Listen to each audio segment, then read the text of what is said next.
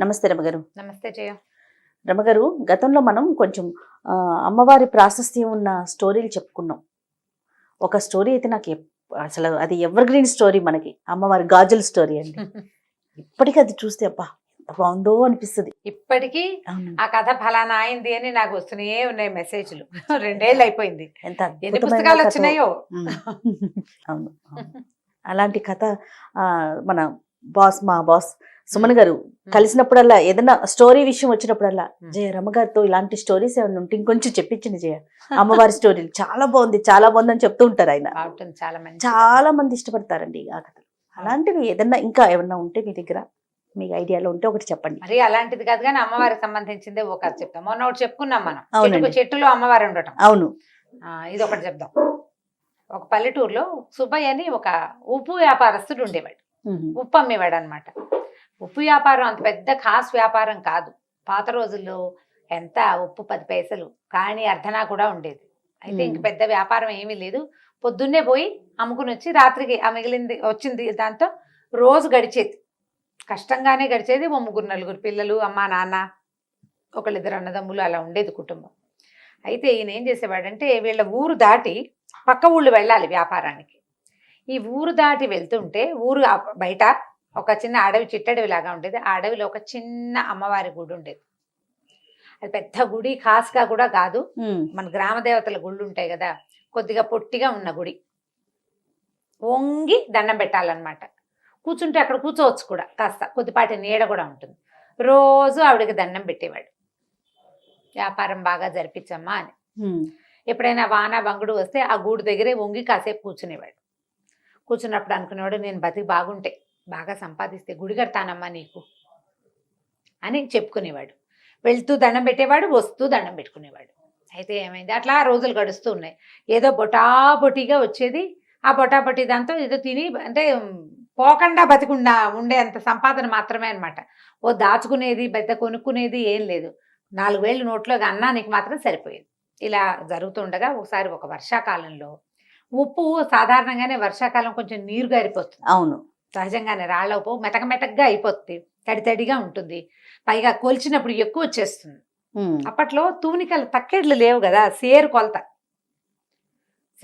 ఎక్కువ ఉప్పు కూడా వెళ్ళిపోతుంది. అలాగే ఏదో నడుస్తుండేవాడు. ఒకరోజు జడివాన కురిసి ఉప్పు సంచులు తడిసిపోయి ఉప్పు అంతా కారిపోయిందట. కారిపోతే ₹1 లేదు చేతిలో, పావలా కూడా లేదు. ఆయన అమ్మవారి గూటి దగ్గర కూర్చున్నాడు. ఆ గూటి పక్కన ఏమీ లేదు. ఏం బతుకు ఇది, ఎట్లా కొట్ల బతుకు, 4,000 నోట్లోకి వెళ్తాంటే, ఈ వర్షాకాలం 1,000 కూడా నోట్లోకి వెళ్ళలేని పరిస్థితి, ఇంటికి వెళ్తే అన్నం కూడా పెట్టలేను, నేను దౌర్భాగ్యపు స్థితిలో ఉంది నా జీవితం. నీ గుడి కడతా గోపురం కడతానని అడిగేం ప్రయోజనం? కనీసం ఆ ఉప్పు బస్తా అన్నా తడవకుండా ఉంటే పోనీ ఓ పూట ముద్దైనా తింటాను. నేనేం గుడి కడతానమ్మా నీకు, ఇక నేను చచ్చిపోవటమే, ఇక నా వల్ల కాదు. నా పిల్లలు ఏదో అడుక్కునేలా బతుకుతారు, ఏదో మగవాడిని బతుకున్నాను, ఇంట్లో ఉన్నాను, అడుక్కోండరా అని చెప్పలేకపోతున్నాను అని ఇలాగ విధాల వగచి చెప్పుకున్నాడు ఆ దేవుడి గుడి దగ్గర అమ్మవారికి. నువ్వు ఉన్నావని నమ్మాను కదా, ప్రతిరోజు దండం పెడుతున్నా, ఏం ఫలితం చూపిస్తున్నావు నువ్వు నాకు? ఏమీ ఫలితం చూపించవు. ఇవాళ ఇది కూడా తెలిసిపోయింది. 4 రోజుల అన్నానికి ఆసరా అయిన ఉప్పు అంతా తడిసిపోయింది. ఇక ఎందుకు పనికిరాదు, వానాకాలం అది ఎండదు ఆరదు అని ఇలాగ పోసుకుని, ఏముంది ఈ చెట్టుకి, ఏదో ఒక చెట్టుకి ఊరేసుకుని చచ్చిపోతాను అంతే నేను అనుకున్నాడు. వాన తగ్గేదాకా కూర్చుందామని ఆ గూట్లో కూర్చున్నాడు. ఏమైంది, ఇంతలో అమ్మవారి లేచి బయటకు వచ్చింది. సామన్ సాయిగా అంతెత్తున్న ఒక పడుచావిడ వచ్చింది. బయటకు వచ్చి, ఏమిరా సుబ్బయ్య చచ్చిపోతావా అని అడిగింది. అడిగేసరికి తెలిసింది, గూట్లో నుంచి బయటకు వచ్చింది. దండం పెట్టాడమ్మా. అమ్మ తల్లి, ఏం చేయను మరి, నువ్వు నాకు ఏమి ఇవ్వద్దు, అన్నం తినడానికి ఆసరా ఇవ్వమనే కదా అమ్మా అడుగుతున్నాను. ఈ ఉప్పు అంతా తడిసిపోయింది, నేనేం పెట్టను, ఈ వర్షాకాలం ఎక్కడి నుంచి వస్తుంది తిండి అని లబోదీపమని మొత్తుకున్నాడు. ఆవిడంది, నేను నీకు డబ్బు ఇవ్వలేదు, అయితే ఓ పని చేస్తా, ఒక గంట ఇచ్చింది చిన్నది, ఇలా మోగిస్తే మోగి జేగంట అంటాం కదా, ఆ జేగంట ఇచ్చి చేతిలో పెట్టింది. దీన్ని మోగిచ్చు, రోజుకి 5 కాసులు వస్తాయి, ఇందులోంచి వాడుకో, బతుకు, బాగుపడు. ఈ రహస్యం ఎవరికైనా చెప్పావా ఇంకది పనిచేయదు, నీకే మోగుతుంది, నువ్వు కొడితేనే వస్తాయి డబ్బులు, ఇంకెవ్వరు కొట్టినా రావు. ఇది ఎవరికి చెప్పకూడదు. దండం పెట్టుకున్నాడు. మా అమ్మ మా తల్లి నన్ను కరుణించావా అన్నాడు. సరే ఆవిడ కాస్త లోపలికి వెళ్ళిపోయింది గూట్లోకి. వెళ్ళి కూర్చుంది. అక్కడ ఏమి ఇంత చిన్న రాయి రూపంలో ఉంది. పోయా రాతిలో కూర్చుంది. ఆవిడ కనపడకుండా అయిపోయింది. ఈయన ఏం చేశాడు, ఆ గంటని మోగిచ్చాడు. జల్లుమని అందులోంచి 5 రూపాయి కాసులు బయటపడ్డాయి. మేము గెలిచాను రా దేవుడు అనుకుని ఆ గంట జేబులో పెట్టుకున్నాడు. డబ్బులు పుచ్చుకొని ఇంటికి వెళ్ళిపోయాడు. ఓ 2 కాసులు 2 రూపాయలు 3 రూపాయలు పెడితే శుభ్రంగా అన్నము ఇల్లు వాకిలి శుభ్రంగా గడిచిపోయేది. 2 రూపాయలు పక్కన పెట్టుకునేవాడు. క్రమంగా రోజు గంట కొట్టడం 5 రూపాయలు రావటం, గంట కొట్టడం 5 రూపాయలు రావటం. దీంతో వ్యాపారం వేరే కొత్తది పెట్టుకున్నాడు. ఉప్పు కొట్టు పెట్టుకున్నాడు. మెల్లిగా పెరగటం మొదలుపెట్టాడు. డబ్బులు చేరుతున్నాయి కదా. ఈ చేరుతున్న డబ్బులతో ఏం చేశాడంటే అమ్మవారి గుడి కడతానని మొట్టమొదటి చెప్పుకున్నాడు కాదు. సరే ఒక చిన్న దేవాలయం కట్టించాడు. క్రమంగా పెంచుదామనుకున్నాడు. ఊళ్ళో అందరూ ఆశ్చర్యపోయారు. ఇతను ఉప్పు వ్యాపారంతో ఇతనికి వచ్చింది, కానీ సడన్గా ఇప్పుడు లక్షలు వచ్చి పడిపోయాయి అనుకో, అమ్మో ఏదో వీడి బ్రహ్మాండం బదలైందిరా అని భావిస్తారు జనం, ఎక్కడి నుంచో పడిందని. 5 రూపాయలు రోజు వచ్చేవాడికి ఎవరికి తెలుస్తుంది? నిశ్శబ్దంగా చాపకింద నీరులాగా డబ్బు అతని జీవితంలోకి ప్రవేశించేసింది. కొన్నాళ్ళు గడిచింది, చాన్నాళ్ళు. రోజు పొద్దున పూజ చేసేవాడు, గంట వాయించేవాడు, 5 రూపాయలకు పడేవి ఆయన దాచుకునేవాడు. వాడుకోగా కొంతమందికి కోట్లు పెద్దవి చేశాడు, పని వాళ్ళని పెంచాడు, అందరికీ అన్నీ వచ్చినాయి. గుడి కూడా కట్టేశాడు, చాలా మటుకు కట్టాడు. కొన్నాళ్ళ తర్వాత ఏమైందంటే ఇల్లంతా రెనోవేట్ చేయించుకున్నారు బాగా. ఈ రెనోవేషన్లో భాగంగా వాళ్ళ ఆవిడ దగ్గరుండి సున్నాలు వేస్తూ పూజా మందిరం చక్కగా బాగు చేయించి, పెద్దగా చెక్కలు బాగా డిజైన్ లాగా చేయించి, ఈ పాత గంట ఇది ఎందుకని తీసుకెళ్ళి పాత సామాన్లు వాడికి ఇచ్చేసింది. అయ్యో. ఈయన ఆ రోజు ఊరెళ్ళాడు. పొద్దున్నే ఊరెళ్ళిపోయాడు. అర్ధరాత్రి ఎప్పుడో తిరిగి వచ్చాడు. మర్నాడు పొద్దున్న దేవుడి దగ్గర చూస్తే గంట లేదు. ఇప్పుడు ఏం చేయాలి గంట? నేను అడిగాడు భార్యని, ఏమే గంట అయితే ఇక్కడ ఉండాలంటే ఆ పాత పడిపోయింది, కిలుం పట్టేసింది పిచ్చి గంట, పైగా మోగిచ్చినా కూడా అదో రకం ఓటి మోత వస్తుంది, అందుకని పాత సామాన్లు వాడికి ఇచ్చేసాను. నేను లబోది బనుడు స్నిదుంపది కదా, అచ్చొచ్చిన గంటే, అమ్మవారి ఇచ్చిన గంట అనలా, ఉంది అచ్చొచ్చిన గంట మా ముత్తాతల నాటిది, అది టింగుమని మోగినా టంగుమని మోగినా నాకు అదే కావాలి, ఎవరికి ఇచ్చావో చెప్పన్నాడు. ఎవరికి ఇచ్చావంటే వీళ్ళకి 3 సందులు అవతల కనకయ్య అని ఒక పాత సామాన్లు కొనేవాడు ఒకడు ఉన్నాడు. వాడికి అమ్మేసింది. వాడికి ఇంట్లో అవి ఇవి సామాన్లు పాత అమ్మేస్తూ ఈ గంట కూడా ఇతడి వస్తువులాగా, ఇత్తడి కంచు గంటలు కదా ఆ రోజుల్లో ఉండేవి, ఇప్పుడు కూడా కంచు గంట అయితేనే మోగుతుంది. కంచు సామాన్లు, ఇత్తడి సామాన్లు, పాత సామాన్లు, చిల్లులు పడ్డవి, కిలిం పట్టినవి, తర్వాత ఇనప రేకులు, ఇంట్లో ఏవో ఉంటాయి రకరకాలు, అలాంటివి ఇచ్చేసింది. ఇది కూడా అతనికే ఇచ్చింది. పరిగెత్తుకుంటూ ఆ కనకయ్య వాళ్ళ ఇంటికి వెళ్ళాడు. కనకయ్య మా ఆవిడ ఇచ్చిన సామాన్లలో ఒక గంట ఉంది కదా, ఆ గంట ఇచ్చేయి నాకు అన్నాడు. వీడికి ఆ కనకయ్యకి ఏం డౌట్ వచ్చింది, ఈయన పెద్ద మూతుబరి, గత 10 ఏళ్ళుగా బాగా సంపాదించాడు, అమ్మవారి గుడి కట్టాడు, ఆయనకి సంపాదన ఉంది, బళ్ళు గిళ్ళు ఉన్నాయి, పిల్లలు శుభ్రంగా చదువుకుంటున్నారు, పాత వస్తువు కోసం ఎందుకు వచ్చాడు, ఏదో ఉందన్నమాట. అందుకని ఏమనుకున్నాడు, అది ఎదురుగుండానే ఉంది, ఎక్కడో పడేశానన్నాడు. కరగబెట్టే సామాన్లలో పడేశానో దాచిపెట్టే సామాన్లలో పడేశానో గుర్తులేదు. అంటే ఇతను ఏమన్నాడు, బాబు ఆ గంట ఇచ్చేసాయి అని అడిగేసరికల్లా నేను డబ్బులు కొన్నాను మీ ఆవిడ దగ్గర, నేను డబ్బులు ఇచ్చి కొన్నాను, నువ్వేమిస్తావు చెప్పు నీ గంటకన్నాడు. అనేసరికల్లా ఇతను అన్నాడు, అదేమిటి నువ్వు గంటకి ఎంత ఇచ్చావు అంత ఇస్తాను తీసుకోమన్నాడు. ఒప్పుకోలే, ఏదో ఉంది ఆ గంటలో విశేషం, అదేమిటో చెప్పు ముందు నాకన్నాడు. అనేసరికల్లా ఇతను అన్నాడు, కాదయ్యా ఆ గంటలో ఒక ప్రత్యేకమైన అర ఉంది, కొంత డబ్బులు దాచిపెట్టుకున్నాను, అందులో ఒక మహిమ గల గంట అది చెప్పాడు. అమ్మవారి సంగతి చెప్పలా, అమ్మవారి సంగతి చెప్పలా, నేను డబ్బులు దాచిపెట్టుకున్నాను, మహిమగల గంట వస్తువు ఎప్పుడైనా అత్యవసరానికి తీసుకోవడానికి దాచుకున్నా, నాది నాకు ఇచ్చేయమన్నాడు. ఇంకా నయం గంటలో డబ్బులు పెడతారా ఎవరైనా అన్నాడు కనకయ్య. గంట అంటే ఏముంటుంది, ఇట్లా ఇలా ఉంటుంది, పైన పీడు ఉంటుంది, లోపల వేళ్లాడే ఒక లోలకం లాంటిది ఉంటుంది, ఇలా అంటే మోగుతుంది. అందులో రహస్య పర్లు ఎలా ఉంటాయి చెప్పు, పైగా నేను తెచ్చేటప్పుడు చూసి అందులో ఏం లేదు, అబద్ధం చెప్తున్నావు అన్నాడు.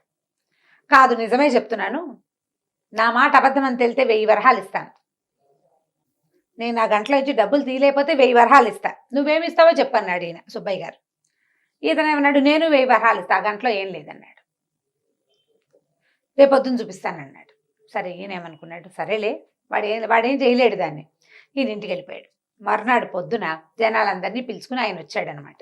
ఈ లోపల ఈ రాత్రి కనకయ్య సాయంకాలం నుంచి మొదలుపెట్టి వాళ్ళ తమ్ముడిని పిలిచాడు, బావమరిదని పిలిచాడు, ఆ గంటను తిరిగేశారు, మరగేశారు, నేలకేసి కొట్టారు, విసిరారు, ఎక్కడి నుంచి ఏమీ బయటికి రాలే. దాంట్లో ఒక అర ఉండేందుకు ఏ అవకాశము లేదు. ఎక్కడ పెట్టాడో తెలీదు. ఏమైనా రహస్యపు మీటల మీద బాగా తోమేరు మెరిసేలాగా, చింతపండు ఉప్పు పెట్టి తోమేరు, నిమ్మకాయ డిప్పేసి తోమేరు, ధగధగాయమానగా బంగారపు గంటలే మెరుస్తోంది. అందులోంచి ఏమీ బయటికి రాదు. సరే ఏమనుకున్నాడు, ఇందులోంచి ఏమీ రాలేదు కాబట్టి అతను కూడా తీయలేడు, తీయిస్తాడు, తీయకేం చేస్తాడు, చూద్దాం అనుకున్నాడు. మర్నాడు పొద్దున వారావీర ఇతని చుట్టుపక్కల వాళ్ళు నలుగురు చేరారు, ఆయన ఓ నలుగురిని తెచ్చాడు. గంట అందరి మధ్యలో ఆ గంట ఆయనకి ఇచ్చేయాలి. ఇచ్చేసరికల్లా సరే ఇందులో ఏమీ లేదు, నేను తిరిగేశాను మరగేశాను, ఇందులో ఏం లేదు, నువ్వు అబద్ధం చెప్పావు, 1000 అక్కడ పెట్టి గంట తీసుకోమన్నాడు. 1000 రూపాయలు ఇస్తానన్నాడు కదా. అయితే ఈ సుబ్బయ్య గారు అన్నాడు, ముందు గంట నా చేతిలో పెట్టు, డబ్బులు నేను తీసి చూపిస్తాను నీకు ఇందులో. సరే ఇచ్చాడు. ఇచ్చేసరికల్లా ఈయన ఏం చేశాడు, ఆ గంటను దండం పెట్టుకుని అలాగా మోగించి ఆ గంటల నుంచి 5 రూపాయల బిళ్ళలు అతని చేతిలో పెట్టాను. ఇదిగో నేను దాచిపెట్టాను, ఇదిగో అని చూపించాను. జనాలంతా ఆశ్చర్యపోయారు, ఎలా దాచావు అని. ఇప్పుడు నా పూర్వీకుల గంట కదా, ముత్తాతల నుంచి మా ఇంట్లో ఉంది, నేను దాని ఆసరాతోటే బతికాను, నేను మీకు చూపించేస్తానా, నాది ఇది, మా ఇంట్లో నుంచి ఇతను తెచ్చాడు, ఎందుకు చూపిస్తాను నేను మీకు, ఎలా దాచాను చూపించక్కర్లేదు. ఇప్పుడు కనకయ్య ఇది ఆశపడ్డందుకు ఏమిటి ఇచ్చేస్తే గంట అని అడిగితే ఏముంది, పావలా ఇచ్చుంటాడు ఆ గంటకి, ఆ పావలాను ₹1 పావలాకి ₹1 లేదా రూపాయి ఇవ్వు అంటే సరిపోయేది. పందెం కట్టేందుకు 1000 రూపాయలు ఇవ్వాల్సి వచ్చింది. అయితే ఈయన ఏమన్నాడు, సుబ్బయ్య గారు అంత వద్దులేవయ్యా, నా గంట నాకు ఇచ్చావు, సగం ఇవ్వు చాలు, ఆ సగం కూడా నాకు ఇవ్వద్దు, ఊళ్ళో అమ్మవారి గుడి ఉంది కదా ఊరి చివర, గుడి బాగు చేయించడానికి డబ్బులు ఇవ్వు, గుడిని పెద్దది చేయడానికి. కానీ ఈ కనకయ్య దగ్గర నుంచి 500 రూపాయలు ఇప్పించాడు ఆ గుడికి. గుడిని ఇంకా కాస్త బాగు చేశారు. మరి 500 రూపాయలు అంటే ఆ రోజుల్లో ఎక్కువ కదా. నేను అమ్మ తమ తల్లి నా మొత్తాన్ని నా చేతిలోకి వచ్చేసావు నువ్వు అని ఆ గంటకి దండం పెట్టుకుని తీసుకెళ్లి తన ఇంట్లో పెట్టుకున్నాడు. కనకయ్య సుబ్బయ్య గారు ఉన్ననాళ్లే ఆ గంట పనిచేస్తుంది. ఆ తర్వాత ఎవరి చేతికి దొరికినా మోత వస్తుంది కానీ అందులో నుంచి డబ్బులు రావు. కేవలం సుబ్బయ్యకే ఇచ్చింది అనమాట అమ్మవారు అవకాశం. ఎందుకు ఇచ్చింది, అతను భక్తి వల్ల. రోజు దండం పెట్టుకుని, ఉప్పు వ్యాపారస్తుడు, ఉప్పు ఎంత అమ్ముకుంటాడు, రోజుకి రూపాయి ఆదాయం లేనివాడు, నా బతుకు బాగుంటే నీకు గుడి కడతానని భగవంతుని పట్ల ఆ రకమైన ప్రేమను అతను ప్రదర్శించినందుకు అతనికి ఆ గంట ఇచ్చిందనమాట. గంట పుచ్చుకుని ఇంటికి వచ్చేసాడు. ఆ తర్వాత ఈయన దారిని నేను హాయిగా ఉన్నాడు, ఆయన దారిని ఆయన హాయిగా ఉన్నాడు. కథ కంచికి మనం ఇంటికి. చాలా బాగుంది, చిన్న కథ కానీ మంచి కథ, మంచి మహిమ ఉన్న కథ కదండి అమ్మవారి కథ. రైట్ రమ్మగారు, నమస్తే. నమస్తే జయ. రమ్మగారు ఈరోజు ఏం స్టోరీ చెప్పబోతున్నారు?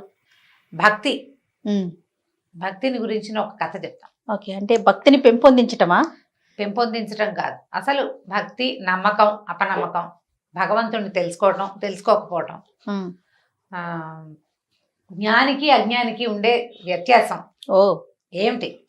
ఇంట్రెస్టింగ్ అండి. విషయం ఇంట్రెస్టింగే, కథ కూడా చాలా ఇంట్రెస్టింగ్ గా ఉంటుంది. చెప్పండి. ఇప్పుడు చాలా కాలం క్రితం పల్లెలు వాట్లలో పెద్దగా దేవాలయాలు అవి లేని ఊళ్ళు ఉండేవి వరకు. ఇప్పుడు ప్రతి పల్లెకి బోల్డని దేవాలయాలు, చిన్న చిన్న ఊళ్ళల్లో కూడా పెద్ద పెద్ద కట్టడాలు అవన్నీ ఉన్నాయి. కాదు రమ్మగారు, ప్రతి గ్రామానికి ఒక రామాలయం అంటారు కదండి. రామాలయం అంటే ఒట్టిగా మండపం, ఒక మందిరం లాంటిది. రాముల వారి విగ్రహాలు, ధూపదీప నైవేద్యాదులు అవి ఏముండవు. ఇప్పుడు మా ఊరుందా, మా ఊళ్ళో ఒట్టి రామభజన మందిరమే అది. రామాలయం అంటే సీతారాముల లక్ష్మణుల విగ్రహాలు, ఇవి షోడశోపచారాలు చేయటాలు అవి చాలా తక్కువే చేయ. భజనలు ఉండేవి, రామభజన చేస్తారు. మాకు 2 రామభజన మందిరాలు ఉండేవి. ఇప్పుడు కూడా అవే రామభజన మందిరాలు ఉన్నాయి. అక్కడ విగ్రహాలు ఏముండవు, ఏమి లేదు, 2 పటాలే, అక్కడో పటం ఇక్కడో పటం. ఇక్కడ కొన్ని జాతుల వాళ్ళు ఇక్కడ, కొన్ని జాతుల వాళ్ళు అక్కడ చేసుకోవడం. ఇప్పుడు ఒక మహాలక్ష్మి వారు, మా ఊళ్ళ అమ్మవారు వెలిసిన ఒక దేవాలయం ఉంది, మా వాళ్ళు కట్టింది అంతే. ఇది కూడా దేవాలయం అంటే పెద్దగా మనకి గోపురాలు అవి ఉన్నది ఏం కాదు.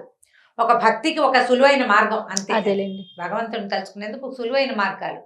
ఇప్పుడు పల్లెటూళ్ళల్లో కొండ కోణల్లో ఎక్కడుండేవి దేవాలయాలు? ఉండేవి కాదు. అయితే ఏమైంది, పూర్వం చాలా కాలం క్రితం ఒక పల్లెటూరికి ఆనుకుని ఒక కోయ జాతులు కొండవాళ్ళు ఉండే ఒక పెద్ద అడవి ఉండేది. పల్లెటూళ్ళలో ఏదో సామాన్య పాఠక జనం ఉండేవాళ్ళు, 4-5 బ్రాహ్మణ కుటుంబాలు కూడా ఉండేవి. ఏదో ఎలాగోలాగా అప్పుడు ఏంటంటే కొద్దిగా చారెడు భూమి ఉంటే ఏదో దున్నుకుని వచ్చిన వడ్లతోటి అన్ని మారకపు రోజులు, వస్తు మార్పిడి రోజులు. అలాగే ఏదో బతికేవాళ్ళు. పెద్దగా డబ్బులు గిబ్బులు అన్ని చోట్ల డబ్బు ఉండటము, ధనంగా ధనికులు భూస్వాములు ఉండే రోజులు కావు అసలు అవి. ఒకవేళ ఉన్నా ఎక్కడో పెద్ద ఊళ్ళల్లో ఉండేవాళ్ళు. ఈ పల్లెల్లో వాటిలలో ఏదో ఉంటే పొలాలే తప్పిస్తే డబ్బున్న వ్యవహారం ఏమీ కనపడేది కాదు. అయితే ఈ పల్లెటూరును అనుకున్న మొన్న అడవి ఉంది కదా, అందులో కొన్ని కోయా కొండ జాతుల వాళ్ళు ఉండేవాళ్ళు. అయితే ఏమైందట, ఓ సంవత్సరం బాగా వానలు పడి పైనుంచి ఒక సెలయేరులో కొన్ని దుంగలు అవి కొట్టుకొస్తాయి కదా, అట్లా అవునండి. చెట్ల కొమ్మలు కొట్టుకొస్తాయి, దుంగలు కొట్టుకొచ్చేస్తాయి, వానకి మొదలు కదిలిపోయి చెట్లు పడిపోతాయి, అదంతా కింద కొట్టుకొచ్చేస్తుంది. అట్లా కొట్టుకొచ్చిన వాటిల్లో ఒక అంత పెద్ద చింతమొద్దు దొరికింది వాళ్ళకి. చింతమొద్దు దొరికితే అది బాగుంది అనుకున్నారు. ఇప్పుడు మిగిలిన చెట్లు అన్ని ముక్కలు చేసి పెట్టుకున్నారు. ఈ చింతమొద్దుని మామూలుగా ఏం చేస్తారంటే చింత కానీ వేప కానీ మామిడి కానీ నీటిలో బాగా నాననిస్తారు. దాన్ని ఏదో అంటారు, పేరు గుర్తు రావట్లేదు. దీన్ని ఏంటంటే దాని లైఫ్ పెరుగుతుందన్నమాట, నీటిలో నానిన కొద్దికి గట్టిదనం వస్తుంది చెక్కకి. తర్వాత దాన్ని ఆరబెట్టి దాంతో ఫర్నిచర్ చేసుకుంటారు, సీజనింగ్ అంటారు. సీజన్డ్ వుడ్ దాని పేరే అది. ఆ సీజనింగ్ ఏంటంటే నీళ్ళలో పడేసేయటం అనమాట. నిద్రగన్నేరు చెట్లు కూడా కొట్టేసి పెద్ద పెద్ద దుంగల్ని చెరువుల్లో పడేస్తారు. పడేసి కొంతకాలం బాగా అది నానిన తర్వాత దాని లైఫ్ పెరుగుతుంది. ఆ చెక్క లోపల ఇంక్లూజన్స్ ఉంటాయో వరుసల లోపల ఆ తెరలు అవన్నీ ఫిక్స్ అవుతాయి అన్నమాట. దానికి బిగు వస్తుంది ఆ చెక్కకి. అట్లా ఈ నీళ్ళల్లో నాననిచ్చారు. ఆ చింతమొద్దుని ఒకరోజు పగలేద్దామని దాన్ని తీసుకొచ్చి బయట పెట్టుకున్నారు. బాగా ఆ మాత్రం ఎత్తుగా ఉన్నది, బాగా మంచిది. ఇట్లా కావలించుకుంటే ఒక పెద్ద ఇద్దరు బలాఢ్యులు అట్నుంచి ఇట్నుంచి పట్టుకున్నా వాళ్ళ చేతులు కలవనంత పెద్ద దుంగ అది. ఇద్దరు బలమైన వాళ్ళు రెండు చేతులు అట్నుంచి ఇట్నుంచి కావలించుకుంటే బాగా ఆ మాత్రం కైవారం ఉంటుందా, అంతకంటే ఎక్కువ, అంత పెద్దది. అంత పెద్ద దుంగ. అంత పెద్దదంటే చాలా మంచి వస్తువులు అవి బాగా తయారవుతాయి అని భావించారు. అయితే ఏం చేశారు, నీళ్ళ నుంచి బయటపడేసారు. కొద్దిగా ఆరాక దాన్ని పగలేయటానికి కొట్టేసరికల్లా ఏమైందంటే దానికి బార్క్ లాగా ఉంటుంది కదా, అది ఏమంటారు మన బెరడు, అది ఊడిపోయింది. అది ఊడిపోయి దుంగ కొంచెం పక్కకి వాలితే కింద అది పగలగొట్టడానికి దుంప తెగింది. ఒక కుర్రాళ్ళు కొంతమందికి నేల మీద పడుకున్నారు. ఒక కుర్రాడు నేల మీద పడుకుని ఇట్లా అలా చూసేసరికి ఆ దుంగకి ఇవి చెక్కల్లో ఒక రకమైన తెరలుగా ఒక డిజైన్ లాగా ఉంటుంది కదా, ఆ డిజైన్ ఎలా కనపడిందంటే దాని మీద ఉన్నది ఆ దుంగకి 2 కళ్ళు ఉన్నట్టు కనపడింది వాడికి. ఓ ఇది చూస్తోందిరా అన్నాడు. చూడటం ఏమిటి, దాన్ని నిలబెట్టారు. చూస్తే ఇట్లా నిలువుగా ఉన్న దుంగకి ఇట్లా 2 కళ్ళల్లే కనపడ్డాయి. అప్పుడు వాళ్ళు ఏమనుకున్నారు, ఎంత కొట్టినా కసుగందల చెక్క ఎక్కడ, బెరడు మాత్రం ఊడిందంతే. చూస్తుంటే వాళ్ళకి సంతోషం వచ్చేసింది. ఈ దుంగని ఇది జేజి అని భావించి ఏం చేశారు, ఆ చెరువు పక్కనే ఎక్కడ సెలయేరు ఎక్కడ కిందకు వచ్చిందో దానికి కొంచెం పక్కగా ఆ తడి ఇవక లేకుండా చూసుకుని ఓ చోట నిలబెట్టి బొట్టు పసుపు రాసి బొట్టు పెట్టుకున్నారు. అక్కడి నుంచి ఆ దుంగని జేజిగా భావించి రోజు దండం పెట్టుకోవటం మొదలుపెట్టారు. పసుపు రాసేవాళ్ళు, బొట్టు పెట్టేవాళ్ళు. ఏదో శుక్రవారాలు శనివారాలు ఏమీ తెలియదుగా వాళ్ళకి, అమాసలు పుణ్యాలు తెలుసు, కార్తెలు తెలుసు. ఆ ప్రకారంగా అప్పుడు ఆ కార్తెలు అమ్మవారికి చేయవలసిన కొలుపులు ఈ దుంగ జేజికి చేసుకునేవాళ్ళు వాళ్ళు. అయితే ఒకనాడు ఈ పక్కన పల్లెటూళ్ళలో బ్రాహ్మణ కుటుంబాలు ఉన్నాయి కదా, ఈ పల్లె నుంచి ఒక ఆయన అటు దారేపోతూ చూసి ఇట్లా నిలబడి ఉన్న అమ్మవారిలో ఒక శక్తి ఆయన ఆకర్షించింది. ఆ నేత్రాలు కూడా చూస్తున్నట్టుగా కనపడ్డాయి. వీళ్ళు పైగా చక్కగా పసుపు రాసి బొట్టు అది పెట్టేసరికి పైన బొట్టు కింద నేత్రాలతోటి చాలా ఆకర్షణీయంగా కనపడింది. ఆయన ఏమనుకున్నాడంటే ఏదో శక్తి వెలిసింది ఇక్కడని రోజు దీపం పెట్టేవాడు. ఏం పెద్ద విశేషం ఏం లేదు, వచ్చి దీపారాధన చేసేవాడు. ఏదో పండో ఫలమో పంచదారో పట్టుకొచ్చి పెట్టేవాడు. ఈ పల్లె వాళ్ళు ఉన్నారుగా కొండవాళ్ళు, వాళ్ళు కూడా ఏదో పెట్టేవాళ్ళు తెచ్చి. అక్కడి నుంచి కొలుపులు అంటే వాళ్ళు ఏవో బలేసేవాళ్ళు, ఆ బలులు వేస్తుండేవారు. ఏం చేశారు, క్రమంగా 4 నిట్టాళ్ళు పాతి చుట్టూతా ఒక దడిలాగా కట్టారు. వానకి అది తడిసిపోకుండా, ఎండ క్రమంగా దుంగ కదా పాడవుతుందని భావించి ఓ చిన్న తాటాకు పందిరి, దాని కింద ఈ జేజి. సంవత్సరాలు గడిచినాయి. ఈ కొండవాళ్ళు కోయవాళ్ళు అంటే అయ్యోరు రోజు పూజ చేస్తాడు కదా, అందుకని ఏం చేసేవాళ్ళు, ఈ అడవిలో పండిన వెదురు బియ్యము, పప్పు, ఉప్పు, బెల్లం వాళ్ళు మారకల్లో తెచ్చుకునేవాళ్ళు. అయ్యవారికి కూడా ఏదైనా ఇవ్వాలని భావించి ఈయన కొద్దిగా సమర్పించేవాళ్ళు. డబ్బులు ఏం లేవు, కానీ భోజనానికి మాత్రం ఏర్పాటు జరిగిపోయేది బ్రాహ్మణుడికి. ఆయన రోజు వాన వంగుడు చలికాలం ఏదైనా సరే రావడం, ఖచ్చితంగా ఉదయకాలం దీపారాధన చేయటం నియమం. దీపం పెట్టేవాడు ఖచ్చితంగా. ఆ దీపం పెట్టడానికి ఓ ఏర్పాటు, అది ఆరిపోకుండా చుట్టూతా దడి ఇన్ని ఉన్నాయి కదా, ఇలా గడుస్తూ ఉండేది. చాలా కాలం ఇలాగే గడిచిపోయింది. ఆ దారిపోతూ ఓ దండం పెట్టుకోవటం. పల్లె వాళ్ళంతా రోజు ఏం చేసేవాళ్ళు, వెళ్ళేటప్పుడు దండం పెట్టుకునేవాళ్ళు, వచ్చేటప్పుడు ఇంత దొరికింది, నీ పొద్దు నేను చూసి దండం పెట్టుకున్నావు, ఇది దొరికింది. పొద్దు నేను చూసినా ఏమీ దొరకలేదు. ఆ రెండు, ఒకటేమో సంతోషంగా చెప్పేవాళ్ళు, రెండోది కంప్లైనింగ్గా చెప్పేవాళ్ళు. మర్నాడు నిన్ను అడిగాను కదా ఇవాళ దొరికిందని సంతోషించేవాళ్ళు. ఏముంది భక్తి మూఢత్వం అంతే. అంతే. దొరికే నాడు దొరుకుతుంది, దొరకని నాడు దొరకదు. దానికి అమ్మవారు చేసేది వీడికి ఇది ఏమీ లేదు, కానీ అలా నమ్మకం అనమాట. అయితే కొన్నాళ్ళ తర్వాత ఏమైందంటే ఇది 12-13 సంవత్సరాలు నడిచిపోయింది. ఒకరోజు మంచి వర్షాకాలం ఈయన దీపారాధన చేయడానికి వాన వేళనే వచ్చాడు. రోజులాగా తెల్లవారే కరవ లేట్ అయిపోయింది. ఇతను వచ్చేసరికల్లా ఆయనకి ఎట్లా కనపడిందంటే దూరం నుంచి ఒకడెవడో ఒక గుర్రం కట్టేసింది కింద. ఈ అమ్మవారి తాలూకు తాటాకుల పాక దగ్గరే ఒక గుర్రం కట్టుంది. గుర్రం బాగా తడిసిపోయింది, ఎప్పటి నుంచో వానలో తిరుగుతోంది. ఒక మనిషి అక్కడ నుంచుని ఉన్నాడు. దూరం నుంచి చూస్తే వాడి పెద్ద ఆజానుబాహుడు, కటువుగా ఉన్న రూపం. వాడి బట్టలు అవన్నీ ఎలా ఉన్నాయంటే మొరటుగా ఉన్నాయి. ఆ రోజుల్లో గుర్రాలు అందరి దగ్గర లేవు, బందిపోటు దగ్గర దొంగల దగ్గర మాత్రమే ఉంటాయని చెప్పుకునేవాడు. వీడెవడో బందిపోటు దొంగ. వాడు అమ్మవారితో ఏదో అక్కడ నిలబడి మాట్లాడుతున్నాడు. ఇటు వచ్చి వెనక్కి వచ్చాడు. అమ్మో వీడు వచ్చేస్తున్నాడు అని చెప్పి ఆయన దగ్గరికి వెళ్ళకుండా దూరంగానే చెట్టు చాటును నిలబడ్డాడు. వాడు ఏం చేశాడు, ఆ గుర్రానికి కట్టి ఉన్న సామాన్లలో ఒక గొడ్డలు తీసుకెళ్ళాడు. గొడ్డలు తీసుకెళ్ళి ఆ గొడ్డలతో ఆ చెట్టుని నరకబోయాడు. ఆ జేజిని, ఆ దుంగని నరకబోయాడు. నరకబోయేసరికి ఆ దుంగల నుంచి ఒక ఆవిడ బయటకు వచ్చింది. అదంతా ఈ బ్రాహ్మణ ఆయన చూస్తున్నాడు. ఇక్కడ ఏం జరిగింది, ఇతను ఒక బందిపోటు దొంగ. 4-5 రోజులుగా దారులు కాచి సంపాదించడానికి ప్రయత్నం చేస్తున్నాడు. ఏ అవకాశము అతనికి కుదరలేదు. పోనీ 4 కట్టెలు కొట్టి ఇంటికి పట్టుకెళ్తే ఇంట్లో వాళ్ళు కాస్త కలుగంజో తాగుతారంటే, వర్షాకాలం వాన విపరీతంగా, ఎక్కడా కట్టె లేదు, ఏమీ లేదు. ఇంట్లో ముసలి తల్లి ఉంది, కడుపుతో ఉన్న భార్య ఉంది, 1-2-3 చిన్నపిల్లలు ఉన్నారు.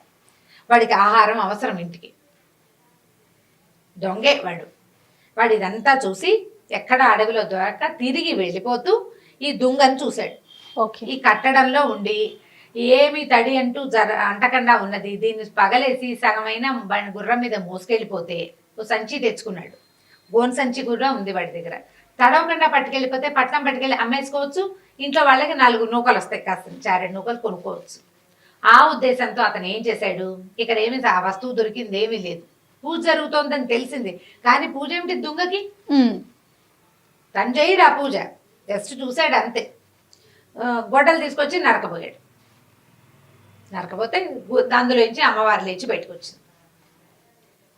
వీడికి కనపడుతోంది. బ్రాహ్మణ ఆయన నిమిత్తలు ఉంచున్నాడు కదా పెద్ద మనిషి.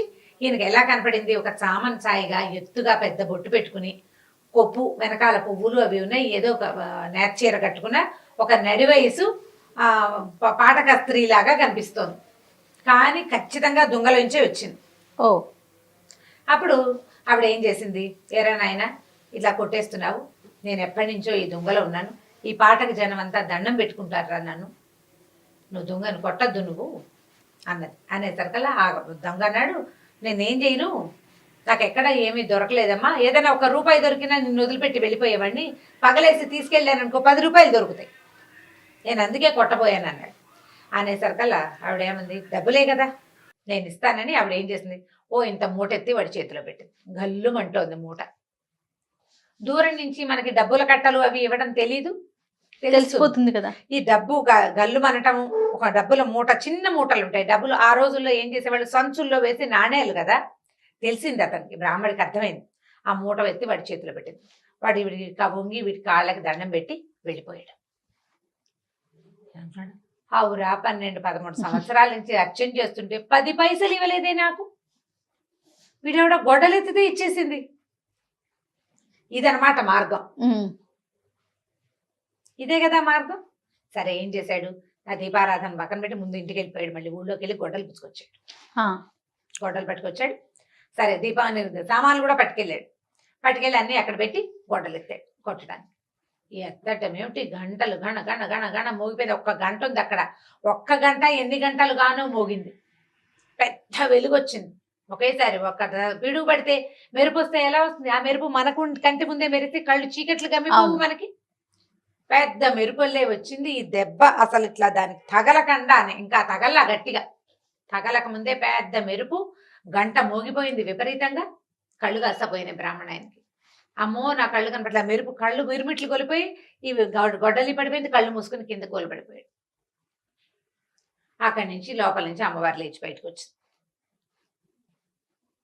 వచ్చేసరికల్లా ఏం బ్రాహ్మణైనా అదేమిటమ్మా నన్ను గుడివాడిని చేసేసావు నువ్వు, ఇందాకటి వాడు కొట్టినప్పుడు వాడికి కొడుతుంటే వాడికి డబ్బు ఇచ్చేవి, ఇన్నేళ్ల నుంచి నిన్ను సేవిస్తున్నాను, నాకు ₹1 ఇవ్వాల, పైగా కొడితే డబ్బు ఇస్తావని నిన్ను కొట్టబోయాను నేను, వాడికి డబ్బు ఇచ్చి నా కళ్ళు పోగొడతావా నువ్వు, నీకు భక్తుడిని కదా, 12-13 ఏళ్ళ నుంచి నిన్ను సేవిస్తున్నాను ఇన్ని సంవత్సరాలుగా అనేసరికల్లా ఆవిడేమందంటే, నిజం, నువ్వు నా భక్తుడివి, వాడు నా భక్తుడు కాదు, వాడికి నేను ఉన్నట్టే తెలీదు, నన్ను అమ్మవారిగా భావించి కొట్టలే, వాడు దొంగగా భావించి కొట్టాడు, వాడు అజ్ఞాని, ఇందులో దేవుడు లేడని వాడు అనుకున్నాడు, నీకు తెలుసు నేను ఇందులో ఉన్నానని,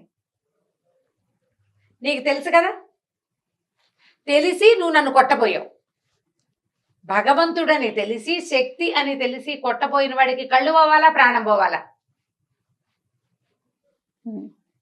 వాడు అజ్ఞానంతో చేశాడు, వాడికి తెలియదు, అసలు నేనెవరో తెలియదు వాడికి, నువ్వు 12-13 సంవత్సరాల నుంచి నేను ఇక్కడ ఉన్నానని నమ్మావు, నాకు రోజు దీపం పెట్టావు, నువ్వు పెట్టిన దీపపు వెలుగులోనే ఈ ఊరి జనమంతా నన్ను చూసి దండం పెట్టారు, ఒక్కరోజు కూడా అన్నానికి వెతుక్కున్నావా నువ్వు, ప్రతిరోజు నీ అన్నం ఏర్పాటు చేశాను నేను, నువ్వు నాకు దీపం పెట్టినందుకు ప్రతిగా నీకు భోజనం ఏర్పాటయ్యింది, అది నేనే చేశానని మరి నేను కాకపోతే ఎవడు చేశాడు, వాళ్ళు నీకు తెచ్చిచ్చారు, నాకు నువ్వు దీపం పెట్టావు కాబట్టి వాళ్ళు నీకు ఇచ్చారు, మీ ఇంట్లో నువ్వు పెట్టుకుంటే తెచ్చియ్యరు కదా, ఇప్పుడు వాడు అజ్ఞానంతో కొట్టాడు, వాడికి నేను వద్దన్నా కొడతాడు, నేను వాడిని ఏం చేయలేను, ఎందుకంటే వాడు నన్ను నమ్మడు, అసలు నేను తెలియదు వాడికి, నీకు తెలుసు, తెలిసి నువ్వు చేయొచ్చా ఈ పని,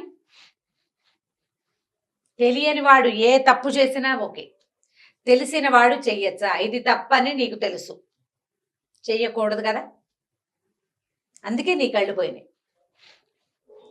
ఇప్పుడు చెప్పు, 100 నాణేలు వాడికి ఇచ్చాను, నీకు కావాలంటే ఇస్తా, మళ్ళీ 100 నాణేలు వాడికి ఇచ్చాను, నీకు కావాలంటే ఇస్తా, కళ్ళు కావాలా 100 నాణేలు కావాలా తేల్చుకో, నేను కావాలా నీకు 100 నాణేలు కావాలా,